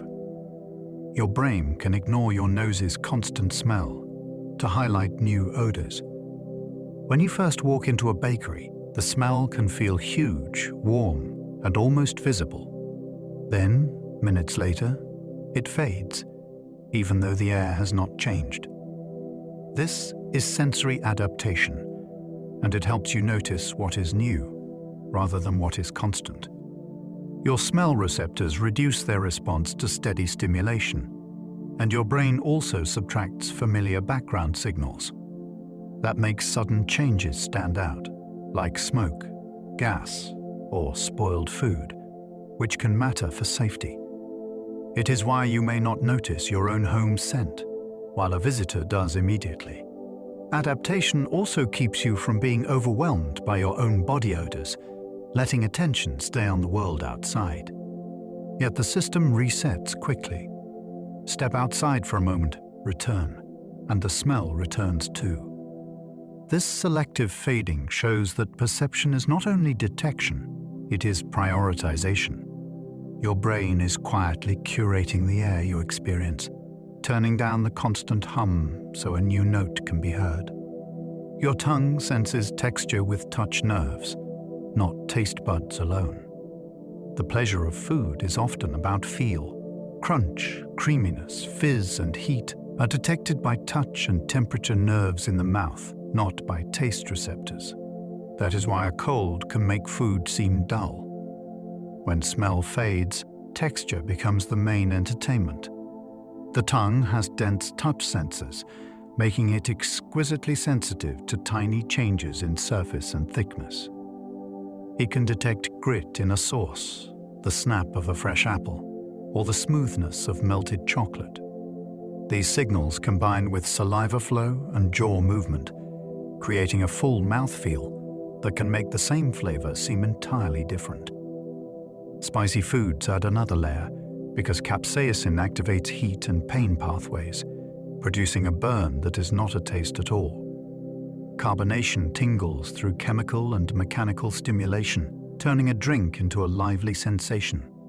Food scientists and chefs play with this constantly, knowing that delight lives in sound and feel as much as in sweetness or salt. Your tongue is a tactile explorer, surveying each bite like a landscape. Your body senses limb position without sight, using proprioception. Close your eyes and touch your nose, and you can do it with surprising accuracy.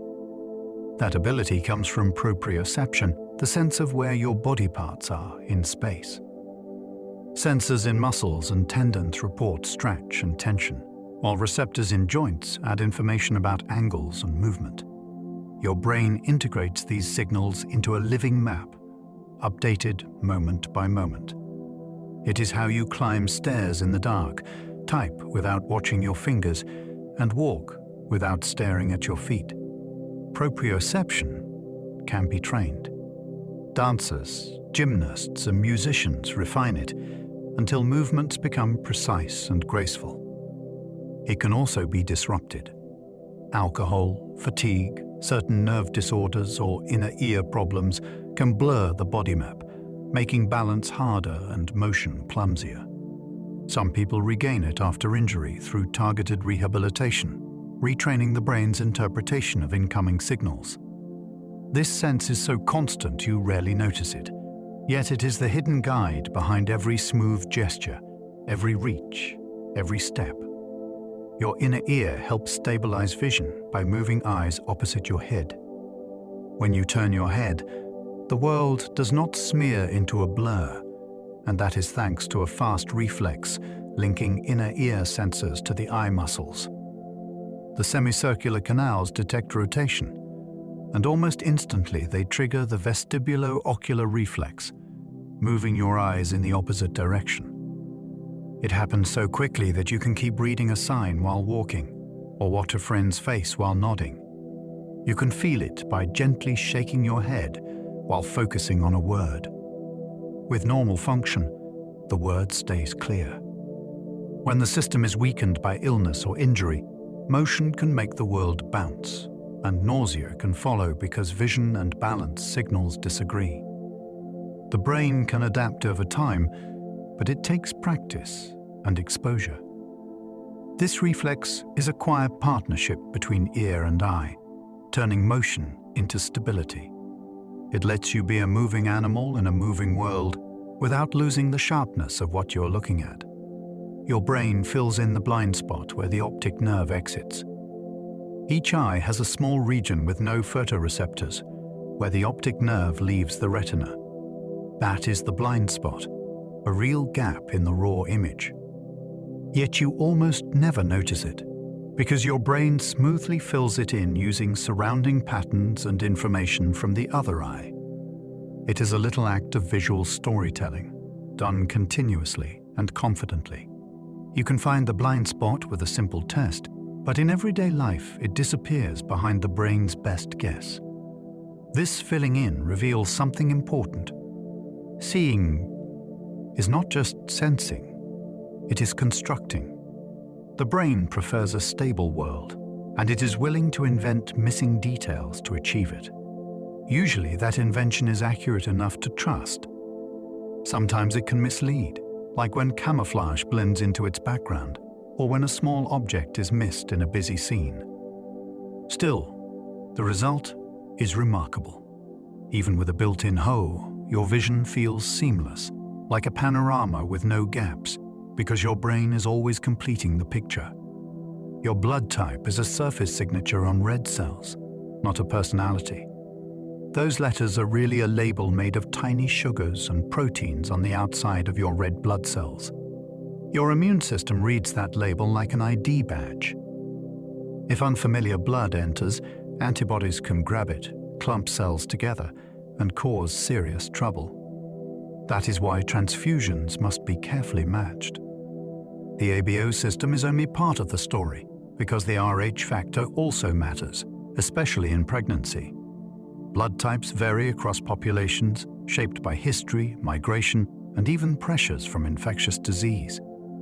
Some research links certain types with slightly different risks for specific conditions, but it never turns into destiny, and it certainly does not predict temperament. What it truly represents is compatibility, a practical code used in hospitals every day. It is a reminder that the immune system is always asking, is this me or not me, even when you feel perfectly well? Your red blood cells lack a nucleus, leaving more room for hemoglobin. As red blood cells mature, they perform a dramatic act of specialization.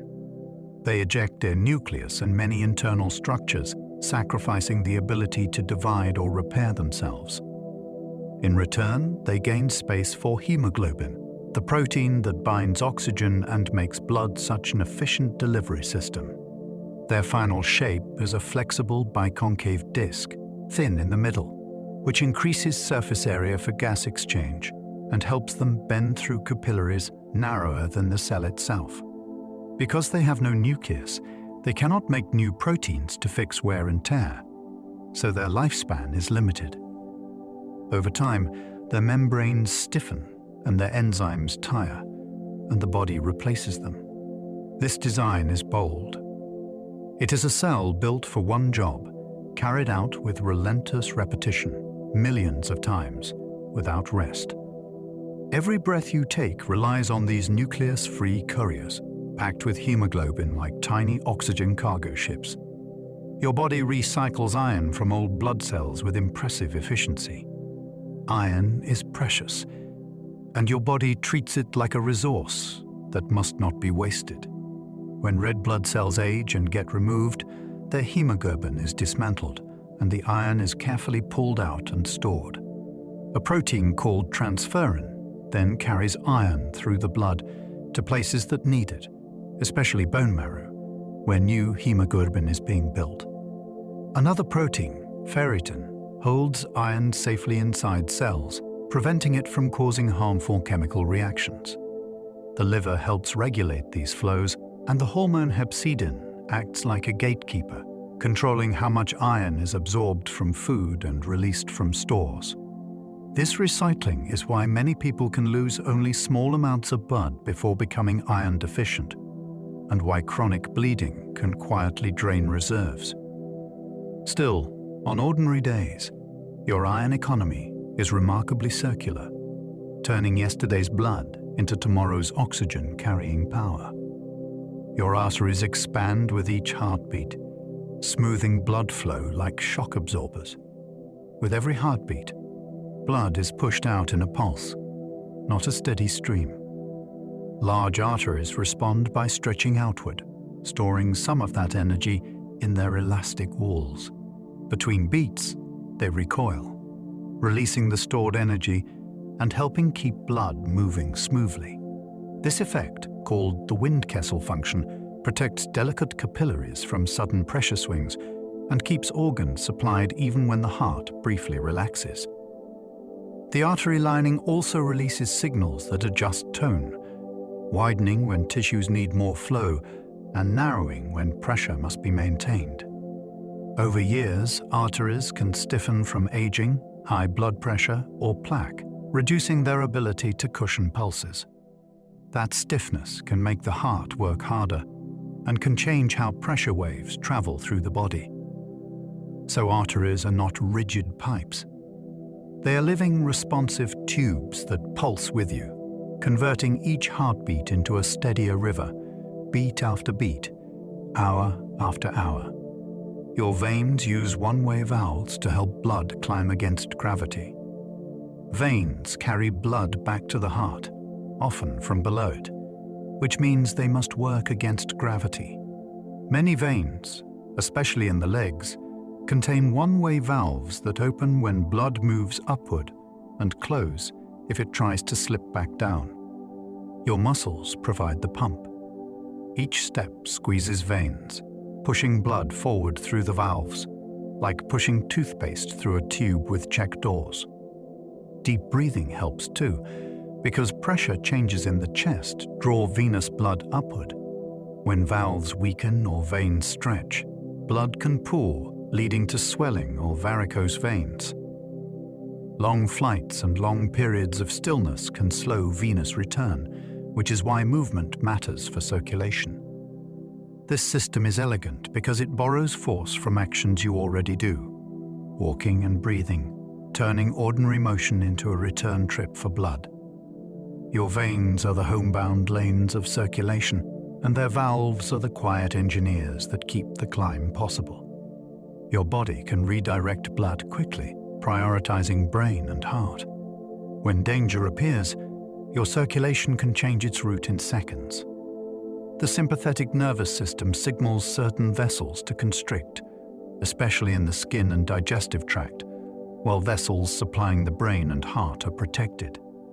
Blood pressure rises, the heart beats more forcefully, and oxygen-rich blood is sent where it matters most for survival. This is why fear can make your hands cold, your mouth dry, and your stomach uneasy, because blood is being diverted away from digestion and toward action. During heavy exercise, blood flow is also redistributed, with working muscles receiving a larger share, while less urgent regions temporarily receive less. The body manages this with finely tuned control of vessel diameter, using nerves and local chemical signals from tissues. It is a moving budget of oxygen and nutrients, constantly rebalanced. Most of the time, you never feel it. Yet it is one reason you can sprint, lift, or react quickly without your most vital organs ever being undersupplied. Your lungs match airflow and blood flow to maximize oxygen pickup.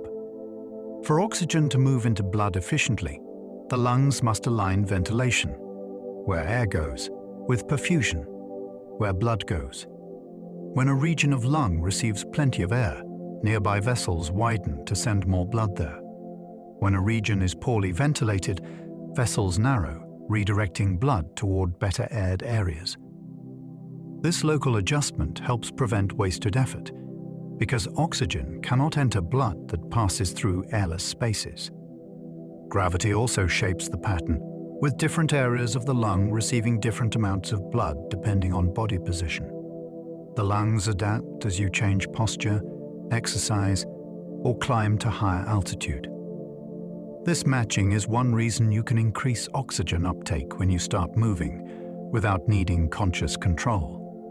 It is also why certain lung diseases cause shortness of breath, because matching breaks down and blood may pass through regions that cannot oxygenate it well. Your lungs are not only bellows. They are a smart exchanger, constantly balancing air and blood like a careful dance partner. Your cells constantly repair DNA damage caused by ordinary metabolism. Even in a calm day, your cells face a steady drizzle of DNA damage. Normal metabolism produces reactive molecules that can nick DNA bases, and sunlight, chemicals, and radiation add more challenges. Yet most of the time you stay healthy because cells carry repair crews that patrol and fix errors. Some enzymes cut out damaged bases and replace them. Others correct mismatches that slip in during DNA copying.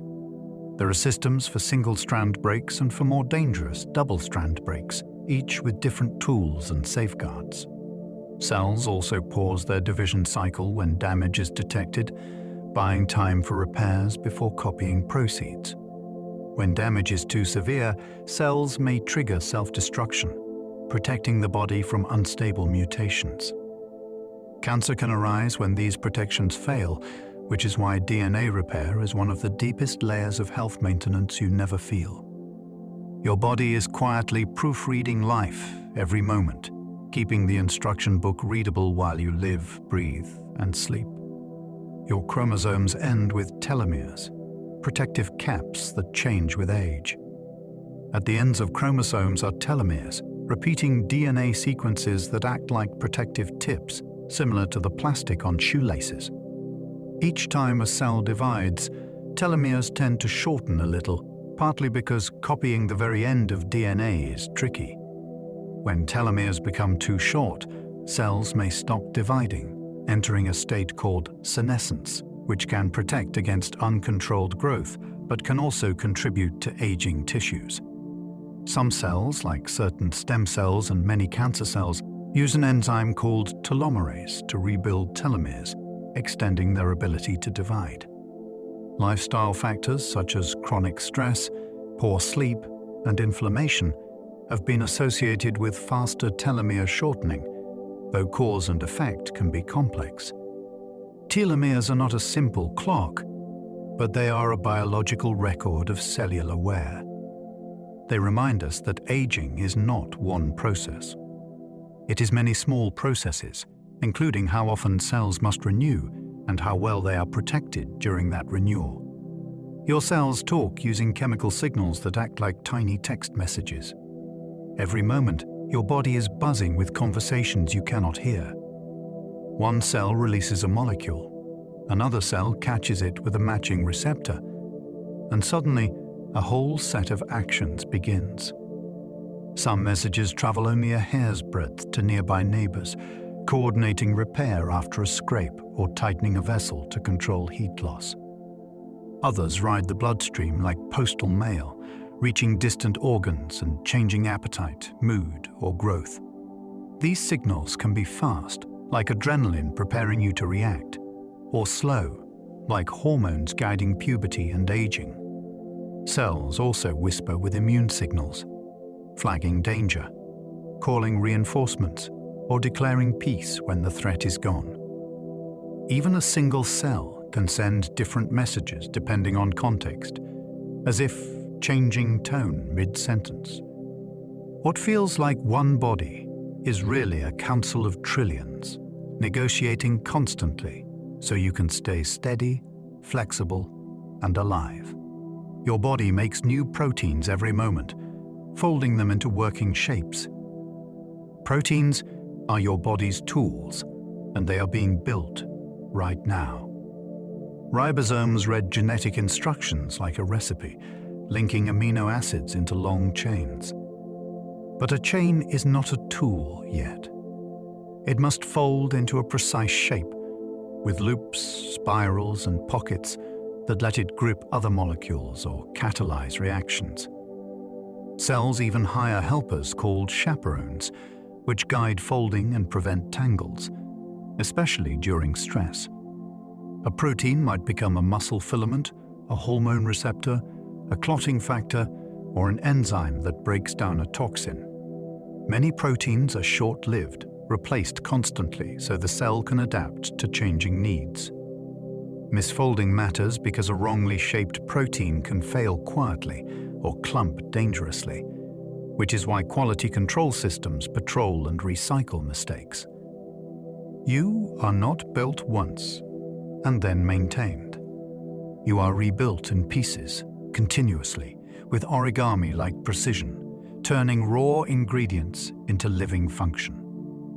Your muscles grow by adding proteins, not by multiplying whole new fibers. When you get stronger, your muscles do not usually create brand new fibers, like a plant sprouting extra stems.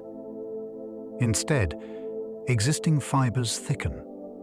Resistance exercise creates tiny disruptions that signal the muscle to adapt, and during recovery it adds contractile proteins, increasing the machinery that produces force. This process needs raw materials, especially amino acids, and it needs time, because growth happens most during rest, not during the workout itself. Nerves also improve their coordination, so strength can rise even before visible changes appear. Over weeks, fibers can add more glycogen and water, making them look fuller, while deeper structural changes build lasting power. Hormones, sleep, and progressive overload all influence the speed and quality of the adaptation. If training is too intense without recovery, the body may stay inflamed and progress can stall. Muscle growth is less like building a new engine and more like upgrading the parts inside an engine you already own, one careful layer at a time. Your brown fat can burn fuel to create warmth, especially in infants. Not all body fat is designed to store energy for later. Brown fat is built to spend it right away. It contains many mitochondria, giving it a darker color, and it uses a special mechanism that turns fuel into heat instead of the usual energy currency. This is especially important for babies who lose heat quickly and cannot shiver effectively at first. Brown fat warms them quietly, like a hidden heating pad around the shoulders and upper back. Adults can retain some brown fat too, and cold exposure can make it more active, which has made scientists curious about its potential role in metabolism. The idea is simple but powerful, an organ-like tissue that can burn calories for warmth without movement. It also shows that temperature and energy balance are deeply linked. Your body does not only decide how much to store, it also decides when to waste energy on purpose, because warmth can be worth the cost. Your body's water is carefully balanced. Even small shifts matter. Water is the medium of life, and your body guards it with surprising strictness. Too little water and blood volume drops. Temperature control worsens, and cells struggle to keep their chemistry stable. Too much water can dilute salts, affecting nerve and muscle signaling, and in severe cases, it can become dangerous. The body manages this balance with thirst, kidney adjustments, and hormones that fine-tune how much water is saved or released. Water is not only in your blood. It fills cells, surrounds tissues, and lubricates joints. It helps carry nutrients, remove wastes, and maintain blood pressure. Even your brain's function depends on the right concentration of salts in that water. That is why dehydration can feel like headache, dizziness, or mental fog, and why overhydration without electrolytes can cause confusion and cramps. Many systems, from sweat glands to the heart, are constantly adjusting to keep water and salts in a stable zone. You are, in a real sense, a moving ocean with a tightly controlled shoreline. Your kidneys decide what to keep by reabsorbing useful molecules. When the kidneys filter blood, the first fluid produced is not a final waste product. It contains valuable things: water, glucose, amino acids, and salts, all mixed together like a rough draft. Along the nephron's winding tubes, the body selectively reabsorbs what it wants to keep, moving it back into the bloodstream. Transport proteins act like doormen, pulling specific molecules across cell membranes and leaving others behind. This is how the body keeps nutrients from being lost in urine and maintains stable levels of sodium, potassium, and bicarbonate. The system is adaptive. After a salty meal, it can excrete more sodium. During dehydration, it can conserve water. In diabetes, when blood glucose is high, the reabsorption system can become overwhelmed, and glucose spills into urine, dragging water with it. Many medications work by changing reabsorption, adjusting blood pressure or blood sugar through kidney chemistry. Your kidneys are not passive filters. They are decision makers, constantly sorting what should return and what should leave. Your urine concentration changes based on hormones that sense hydration. Your urine is a report card on the body's water management. When you are well hydrated, urine tends to be lighter and more plentiful because the kidneys can afford to let water go.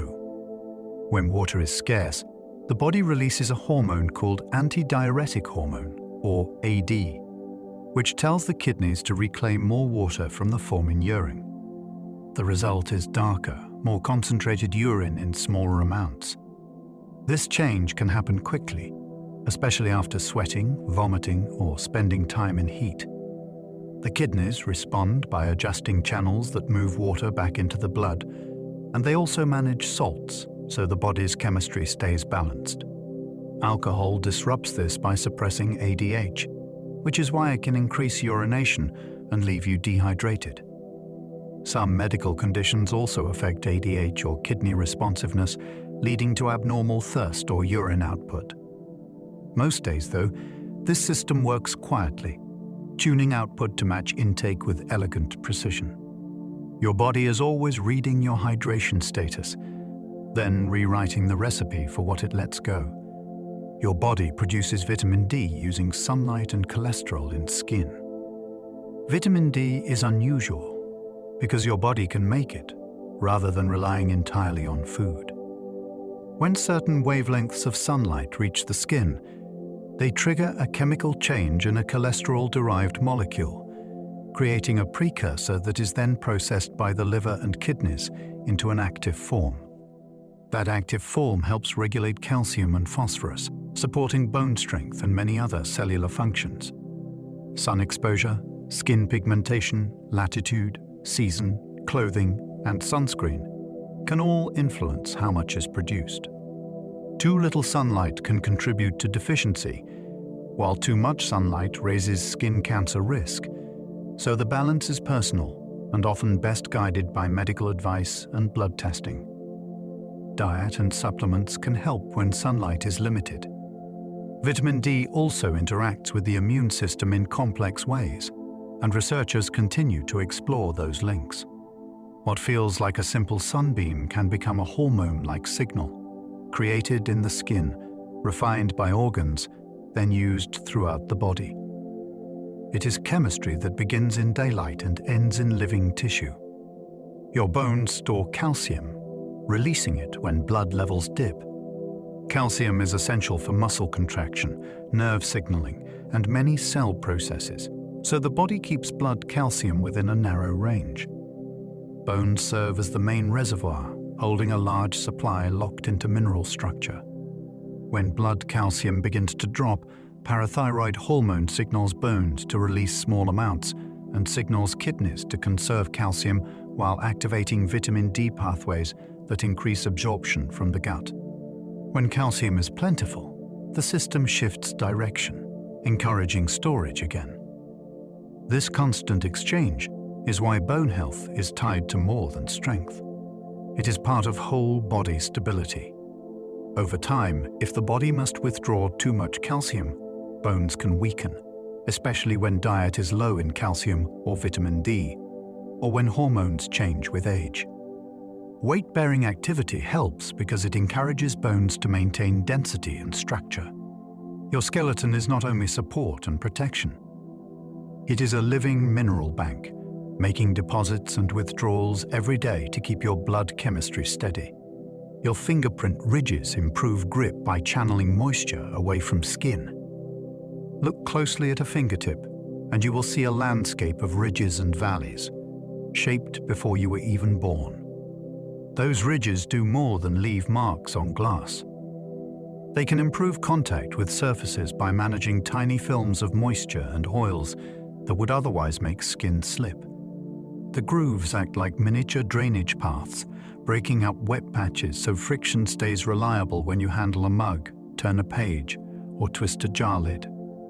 The ridges also concentrate pressure at their peaks, which can make it easier to detect fine textures as your finger glides over fabric or wood grain. And because each pattern is unique, fingerprints became one of humanity's most practical identity tools, from inked cards to modern sensors. Yet the deeper wonder is that this design sits at the intersection of touch, grip, and individuality, built into the skin you use every day without thinking. Your nails grow from hidden matrices, and they record health changes. A nail is not a dead plate that simply sits there. It is the visible outcome of a living growth zone tucked under the cuticle, called the nail matrix. Cells produced in that hidden factory harden into keratin and slide forward, creating the smooth surface you trim. Because nails grow slowly, they can preserve a timeline of what was happening in your body weeks earlier. Temporary illness, nutritional gaps, or severe stress can sometimes leave subtle ridges or lines, like faint rings in a tree. Color shifts can hint at injury, circulation changes, or infection. Even the half-moon shape near the base, the lunula, reflects how the nail is formed beneath the skin. Nail biting and picking matter too, because they disturb the matrix and the seal that protects it. A small crack can become a pathway for microbes. In a quiet way, your nails are both tools and records, combining protection for fingertips with a slow-moving diary of growth. Your hair follicles cycle through growth and rest, not all at once. Hair does not grow like grass, evenly and continuously across the scalp. Each follicle runs its own schedule, moving through a growth phase, a transition phase, and a resting phase before the hair sheds and the cycle begins again. This staggered timing is why you do not lose all your hair at once, and why a brush can collect a few strands without alarm. The follicle is a tiny organ with its own stem cells, pigment cells, and immune interactions, building a fiber that can last years. Hormones can shift the cycle, which is why pregnancy, thyroid changes, or aging can alter thickness and shedding patterns. Stress can also push more follicles into rest, leading to noticeable shedding months later, long after the stressful event has passed. Even the texture of hair, curly or straight, is shaped by the follicle's geometry. Every strand is the result of a timed, living process, repeated thousands of times across your scalp. Your body's smell is shaped by skin bacteria, not sweat alone. Two people can eat the same meal, walk the same street, and still carry noticeably different personal scents. That individuality comes from chemistry on the skin's surface. Your glands release a mix of molecules, and your skin's microbial community transforms some of those molecules into new compounds that the nose can detect. Genetics influences this too, including how certain glands function and which scent molecules are produced more readily. Diet, stress, medications, and the fabrics you wear can all shift the chemical starting material, which means scent can change from week to week. Hygiene products add another layer, because deodorants and soaps do not simply remove smell, they reshape the ecosystem that creates it.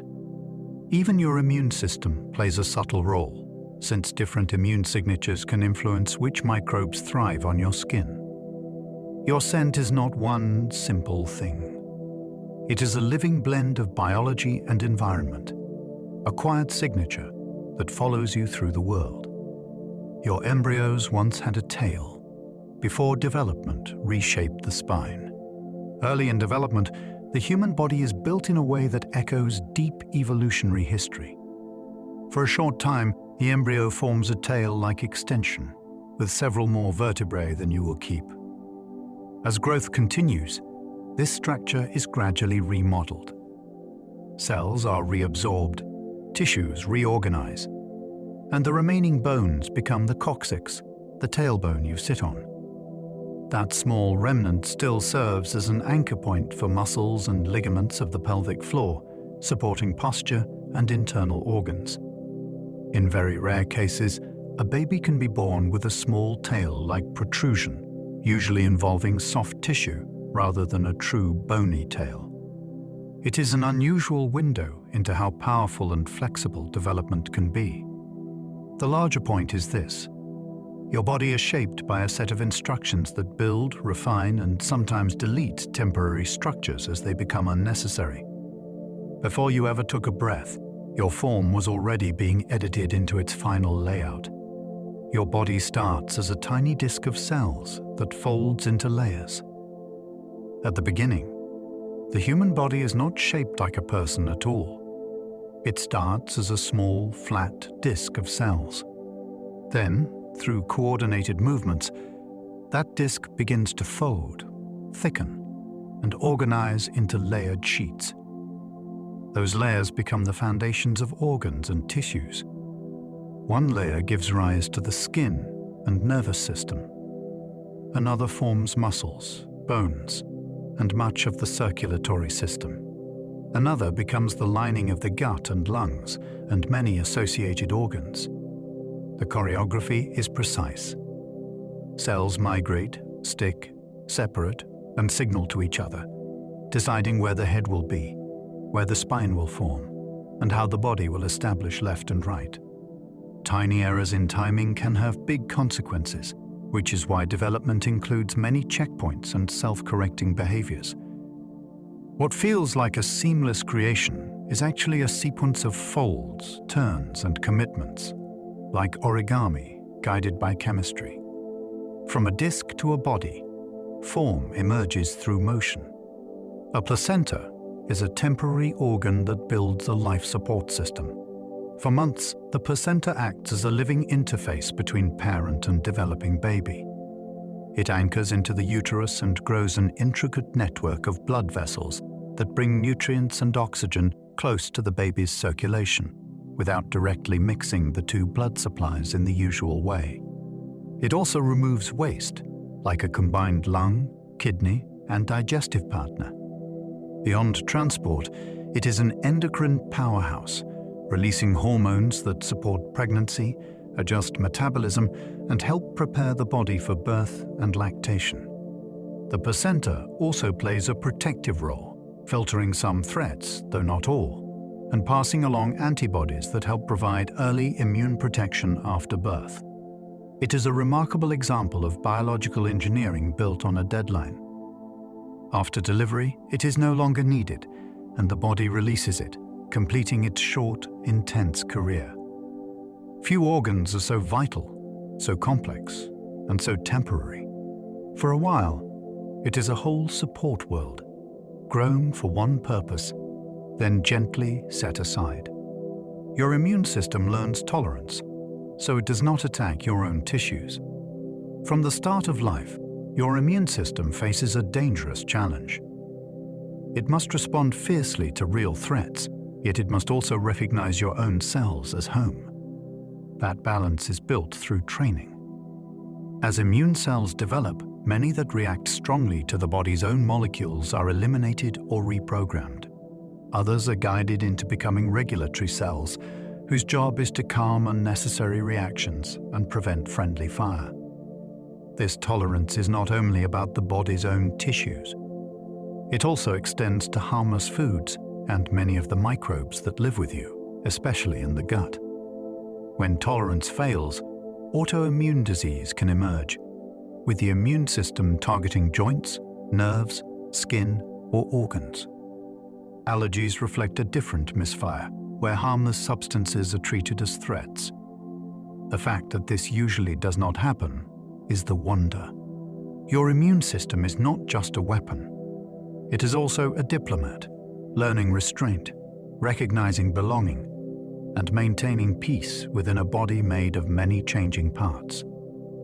Your body can produce endorphins, natural chemicals that soften pain. Endorphins are part of the body's internal pharmacy. They are molecules that combine to opioid receptors and reduce the perception of pain, while also influencing mood and stress responses. They can be released during intense exercise, which is one reason some people describe a runner's high, a calm uplift after effort. They can also surge during laughter, connection, music, or moments of relief, helping the body recover from tension. In emergencies, this chemistry can allow you to keep moving even when injured, buying time to reach safety. Endorphins do not erase pain like turning off a switch. They adjust the volume, changing how the brain interprets signals from the body. They also interact with other systems, including adrenaline and cortisol, shaping the overall experience of challenge and recovery. This ability shows that pain is not only a raw signal from tissue. It is also a state the brain can modulate, using built-in chemistry to protect function and preserve hope. Your life is a moving mosaic of cells, and yet you stay you. At any moment, you feel like one continuous person. But your body is a society of cells with different lifespans and replacement rates.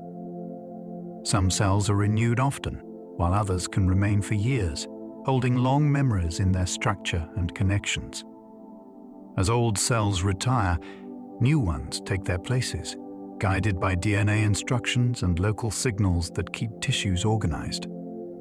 Even so, identity persists. Part of that continuity comes from your nervous system, which maintains patterns of connection and memory. Part comes from the steady rhythm of physiology, breath, heartbeat, and hormones, keeping your internal world stable enough for the mind to recognize itself. Your immune system also helps preserve the boundary of self, distinguishing your tissues from outsiders. The strange beauty is that you are both change and continuity. You are replaced in pieces, repaired in layers, and remodeled across years, yet your sense of being remains. You are not a statue. You are a process that holds a shape. As we come to the end of our gentle journey through the human body, you can let the wonder settle softly, like a blanket finding its place. We wandered through a living world that is always working, even in stillness. A brain that rewires and predicts, building a steady sense of reality from whispers of light and sound. A heart that keeps time without pause, sending life through vessels that reach every part of your body. Lungs trading breath with the world, skin standing guard at the boundary, and an immune system learning, remembering, and choosing restraint as carefully as it chooses defense. We listen to the quiet intelligence of hormones and rhythms, to muscles and tendons that store springy power, to bones that hold both strength and minerals, to senses that stitch together touch, taste, balance, and sight. And now, you do not need to hold any of it tightly. Let it drift through you like calm water, leaving behind only a warm sense of appreciation for what carries you through every ordinary day. If you enjoyed this sleepy exploration, you might like to stay with us for another gentle video. If you are still awake, you can simply let the next one begin and keep floating from one quiet curiosity to the next. And if this episode brought you a little peace, you can support the channel by liking, subscribing, or leaving a thought below so more tired minds can find their way here. For now, allow your shoulders to loosen. Let your jaw unclench. Let your breathing slow, unhurried, and easy. Your body already knows how to rest. You only have to allow it. Sleep well, and good night.